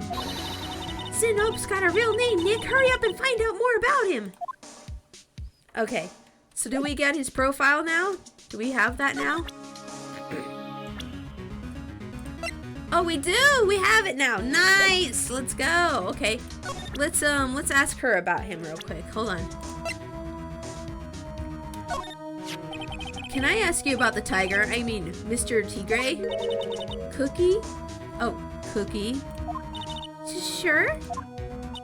How did you like my cookies? I baked them myself. Hee hee hee. Go ahead, Nick. The honor is all yours. No. Ladies first, Maya. Hee hee hee hee. No matter how I look at this, I just don't get it. What are the tiger and the scary girl doing working together? We are lovers. Whoa! Ooh, that's a weird ship, but I can get behind it. Sure, why not? It's spoiled. It's baked with Coke. No! That's not exactly coming across it in your tone of voice. And I own Don Tigre in my life. He's the one who saved me. The tiger saved you? Please address him properly as Don Tigre, otherwise I'll have to. Okay, Don Tigre. Of course, I'm sorry. He saved her life? I sure like to know how that happened. I wonder if we can ask her about it. Saved your life? I hope it's not traumatic and we're not bringing up traumatic memories for you, but let's find out about that. I'm very frail, you see. Just recently I died once. He. You died? About 4 months ago. The doctor said to abandon all hope. I guess they were expecting her to take a boat ride across the river Styx. But Don Tigre, he saved me. He gave up everything. Everything? Oh, everything? When I found out about what he had done for me, I was happy. No offense, but I'm finding that a little hard to believe. I decided I'd pay him back with my life by serving him coffee and espresso. I still wonder about what's in her coffee. So, is that why you've got that bandage around your head? He. This? Yeah, the head bandage. Yeah, finally, we can ask her about the bandage. Yes, I've been wondering this since I met you. So what's the story with that bandage? They put it on after the operation. Operation? It's just a little injury. A little fatal injury. He. I'm only going to die. It's not a big deal. A fatal injury? Maya just suffered one herself by the sound of it. So that's the injury you were talking about before when you said you had died once? Oh, what happened? Oh no, psyche lock. Uh-oh. Oh, 4. Dang, girl. You got a lot of secrets. Dang, girl. She really creeps me out, Nick. Same here, but we've got to find out the truth. I don't think we could solve that quite yet. But let me save real quick here. I think we can go get the other one, though. Let's finish examining this place real quick. I want to finish examining everything here. So many locks. Let's see, this round doll thing is called a Daruma, I think. I figured I'd read a book or two and be more cultured in case you were wondering. You mean you weren't making stuff up for a change? I bet you also didn't know that no matter what, he'll always right himself. Go on, Nick. Give him a good shove. Only if I feel like dying. Now this yellow thing, this is a Japanese chess piece. I think it's a king? Not that I'm an expert or anything. I'm more of a reversey person, you know. Assuming she knows what she's talking about, these aren't exactly your typical mobster wannabe items. They're not trophies, are they? Well, hey! There's a piece of paper sticking out from under here. What is it? A repair bill? Looks like he did some repair work on his car. Does he even have one? $15,000 to replace a bumper and a light? That's insane. Oh, it's the scooter. It's repair for his scooter. The car's registered to the Cadaverness? Huh. So it's not even the tiger's car. Why would someone else's repair bill be in the tiger's office? Oh, I bet he took the scooter from somebody before they could get it repaired. $15K, I know, that's a lot of money. That's a lot of money. Do scooters cost more to repair than cars, though? I think they do. I could be wrong. Win through compromise. I wonder what that's supposed to mean. It must mean something if they took the trouble to frame it like that. Yeah, well, it still doesn't make any sense to me. Oh, hi. That. Ah! That's Tenderlinder's guiding principle. Oh. Compromise the customer to win. Oh, I see. How about you, Nick? Yeah, well, as long as we don't have to compromise my hair, I'd say we're okay. That's one slogan no business owner should ever explain to their customers. Depends if they're in a max class scooter that's meant for highway driving, that could cost that much. Yeah, you would know, Tasu, because you have a motorcycle. That's one impressive desk on them, one impressive rug. It's solid gold, Nick. Gold! Just look at that shine. Only real gold shines like that. Nick, do you think we could take this with us? Maybe you could distract the goth girl while I grab the desk and I just pull it out and we'll take it with us and we'll sell it and we'll be rich, Nick! Rich! Rich before our wildest dreams! Maya, no. Maya, no. Bad Maya. Psh, psh. No, bad. Psh, psh, psh. Would you really want such a shiny desk, though? I don't know, but let's see what it's like to sit at the solid gold desk. Is she gonna sit in that chair? Wow, I'm completely dazzled! That's because it's completely dazzling. I can see up my nose in the reflection. That's gotta be really distracting. So the desk isn't practical. No surprise there.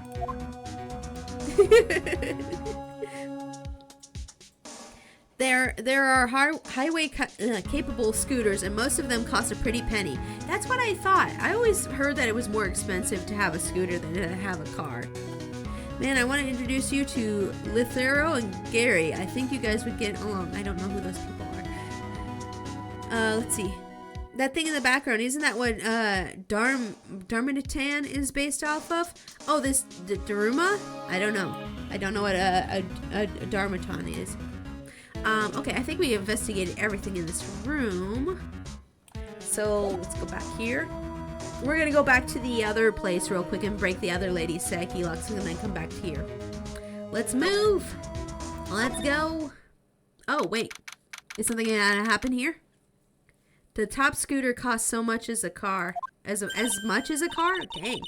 There he is. Old Seedy's back feeding the pigeons again. No! Don't make me deal with him. There, take this, and get out of my park. Like I thought, he's really mad. Come on, Maya. Just keep your head down and let's sneak away while we still can. What? Why? Hello, old man. What are you doing, Maya? No, Maya! No! Huh? Ka! Hey, he just turned his back on us. I'm not surprised. I bet I really hurt his pride in the court this morning. The Honda Gold Wing costs about $30,000. Oh, wow, that is expensive. Well, there are some cars that cost as much as that, though. Hey, Mr. Kudo. Pigeon. Ka. Look, we really need to talk to you, all right? Out with the demons! And good with good fortune! Ow, ow, ow, ow, ow! See, it's shell splinters. Painful. I always knew you were a demon, Maya. Oh boy, now we gotta talk to you again, huh? Okay, fine. Jeez, Maya. Yeah, I know. I'm sorry about what happened in court earlier today. Everyone will be talking about me behind my back now. A dirty old man who was so busy looking at the serving girl's backside that he can't remember her face, a filthy, depraved animal. Yeah, that sounds about right. Except don't compare yourself to an animal. Animals are better than you. No, not at all. Are you listening to me, boy? I don't care what you say. I saw the waitress put it in. She put in some white powder into the young lad's Javachino. We hear you. Sorry, I had to cough for a second. And another thing, the young layabout was wearing an ear pierce. And the same size as the lens of blah, blah, blah, blah, blah, blah. We're really sorry. So I made a little mistake about the base. So what? I know what I saw. I tell you.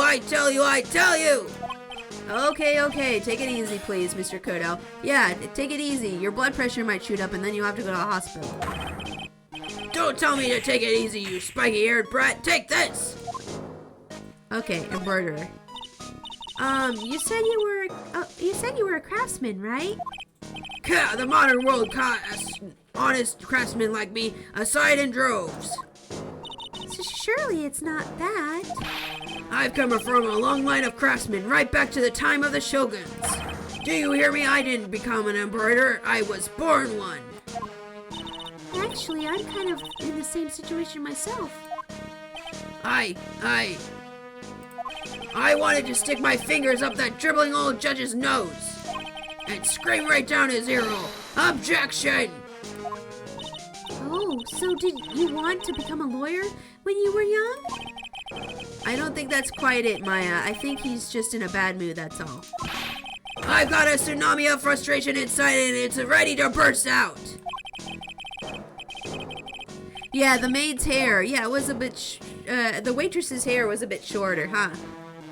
Cut in, suck it up? Oh, if we let him start rambling now, we might never shut him up. What should I do? I think we're gonna cut in. Or, yeah, I'm gonna cut in. Well, let's see what the suck it up option looks like first. Guess I better let him talk.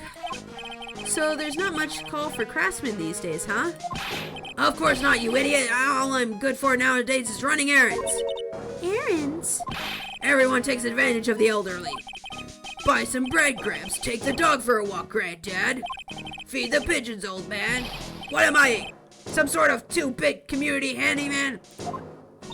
Well...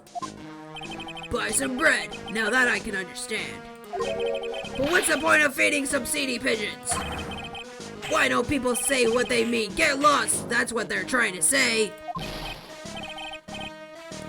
Oh yes, I'm just an inconvenience, you see. At home, that restaurant, I just get in the way, don't I? I'm sure you don't. I'm sure he does. Wait a minute, what did he just say? At home and at the restaurant? Hold up, by the restaurant, are you talking about Trebian? Did you get asked to run an errand there too? Yes, I did. The very day the young brat was poisoned. What? Oh, now this is important. I started to think that the waitress is a creepy girl. Is the creepy girl? I think it might be the goth girl too. I think she stood in. I've been thinking that for a while, actually. I've been thinking that for a while. I think she stood in for Maggie and did the poisoning. I'm pretty sure that's what happened. Let's see here. The errand. Why didn't you mention that in the first place? Right? Yeah, why didn't he mention this errand? So on the day of the incident, what were you asked to do? Glad you asked, boy, because I'll tell you what I was asked to do. All of a sudden, that young lad slumped over the table. The serving girl collapsed. And I broke that vase. It all happened so fast I was in a bit of a daze, you see. Then the owner shouted over to me. Excusez-moi, you, call the police. Call them yourself, I should have said back then, but I didn't think of it at the time. Oh, he called the police for him. That's nice. So, did you end up calling the police? Like I said, I was in a bit of a daze. Did you call them on your cell phone? Ha! Do I look like I'd have one of those newfangled thingamajigs? I went out to look for a payphone, of course. You went looking for one? I couldn't find one right away, you know. Wandered around for 5 minutes or so. For 5 minutes? So for 5 minutes after the incident happened.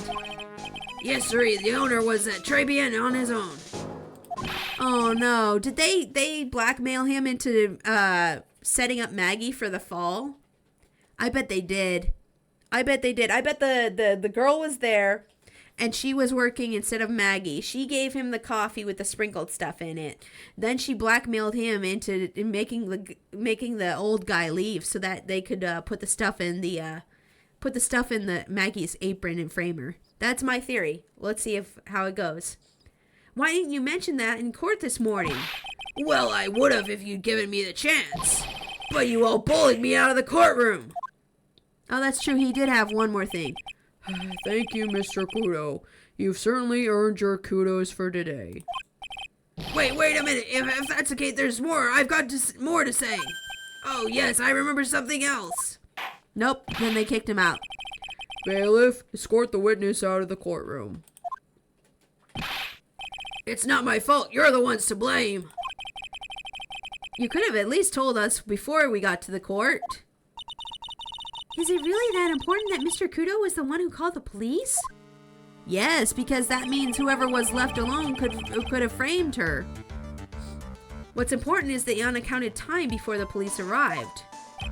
The victim was dead, and Maggie was unconscious, which leaves that man alone in the restaurant. Why can't we call them a woman? Why not? Why not? Mr. Kudo might have been chased out of the place on purpose. What do you mean? Maybe a certain someone didn't want him in the restaurant. Oh, sure, you go ahead and say it. I was in the way as usual. I suppose I should have been getting myself covered in pigeon poop instead, We need to get more details about what exactly happened. From Maggie and from Mr. Armstrong. I hope he wasn't forced to do bad things that he didn't want to do. Oh, Armstrong, please don't be a bad guy, please. I'm going to be very sad if that's the case. Okay, but let's move real quick to Très Bien.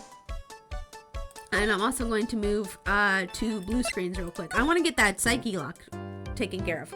Okay, let's do a save here. Save. Okay. Okay, Missy, we're gonna break those locks on you. Ba-bam! Let's go. Okay, so I know the first one we break by showing the lottery tickets. Glenn's Troubles. We're gonna skip through this real quick. Trouble. And it was the tickets. Where are the tickets? The tickets are here. Present the tickets. Ba-bam. And the next is the calendar, I believe. I think the next is the calendar. Okay. Oh, you wait, no. The lottery ticket. Yeah, the lottery ticket was next. The lottery ticket, then the calendar. The lottery. Yep, okay. No, there's the first one. Okay, we got that one. Blah, blah, blah. Winning ticket. Yeah. Okay. Okay, this one. Present that. There we go. That one's good. Okay. Relevance. Blah, blah, blah. I've never heard of anyone named Tiger. Maybe he's not even human. Blah, blah, blah. Yes, okay, here we go. In that case, I think it's time to introduce you to the tiger. Okay, so now we can switch to profiles, and BAM! Furio Tigre, aka the Tiger, is the boss of the loan office called Tender Lender. This is whom Mr. Elk met with on the day of the murder. That is a hard sentence to say for some reason. And the only thing a loan shark would talk with him about would be his debt. No! It's true that Glenn had racked up quite a bit of a debt from his gambling habit. About $100,000, I think. Wow, that's a lot of money. What the heck? $100,000. Ouch.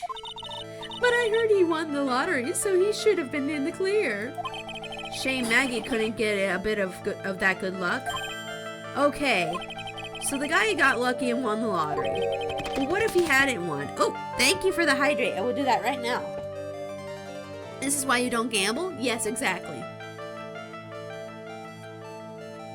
I mean, if you're gonna gamble though, make yourself a budget for it.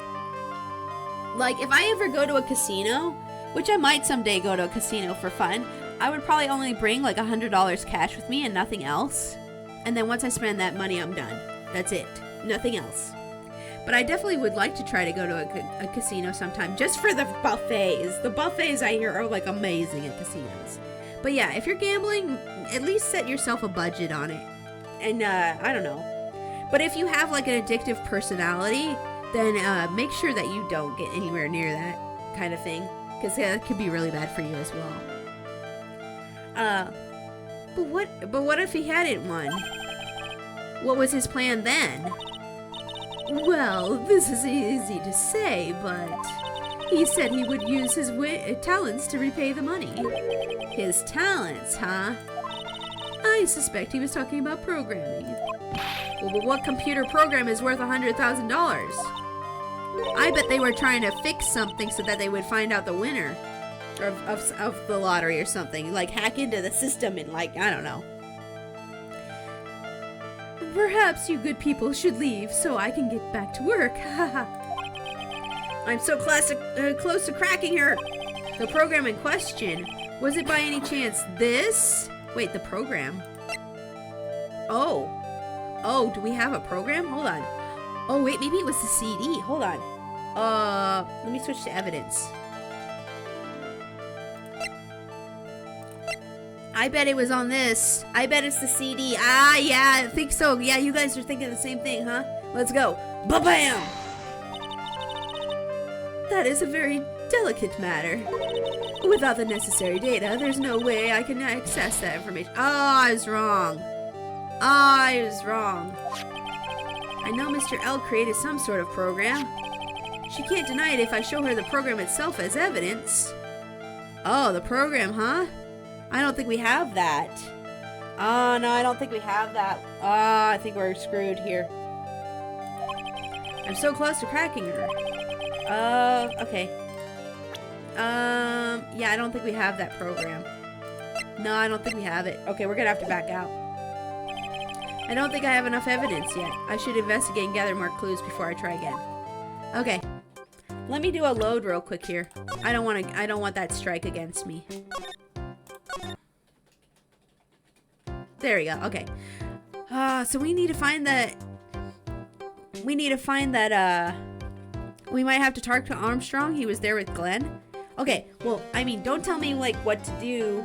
Ah, no! My alarm. Crap. Hold on. Okay, so we're gonna actually have to investigate Armstrong next time, I think, guys, because I'm out of time for today. But we're getting closer to solving all of this. I really hope Armstrong had nothing to do with this, but if he did, I bet he was blackmailed into it. Okay, guys, so real quick, we're gonna go do our end credits real quick and find somebody to raid, okay? All right, let's go!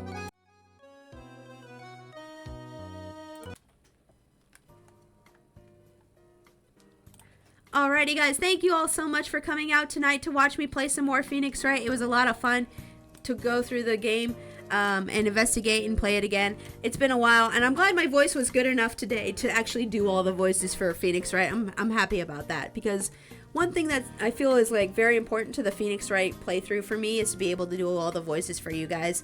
Thank you, Little Raccoon, for the follow. Thank you, Wayward, for the resub. Thank you, Tasu and Souls, for the bits. And thank you to Jimbo, MatterX, and Camelot for being my mods today. I really appreciate you guys taking your time and being here to moderate for the community. Let's find somebody for us to raid real quick here. Let's find somebody to raid real quick. Stick around. We're gonna go find somebody to raid and share the love of our community with. Let's see. Who's streaming right now? Who doing the streams? I'm looking through my list of friends here to see who's streaming. Oh! Pascal's playing Fallout 76 right now. Yeah, let's go ahead and raid Pascal. Pascal is like a cat, like protogen VTuber. They're really cool. Let's go ahead and raid them real quick. Raid TJT Pascal. Oh wait, do you have... Oh, they're playing Super Mario RPG? I mean, I'll raid them, but I won't be able to stay very long. If you have somebody you want to raid, Jimbo, that's perfectly fine. I'll raid them, but I mean, I have to go get dinner anyway, so I can't stay very long for that. But yeah, I don't want to be spoiled on anything from Mario RPG. But I will raid them if you want. What's their name? What's their name, Jimbo? I'll go ahead and raid them. Now you go ahead then? Oh, okay. All right, we'll raid Pascal then.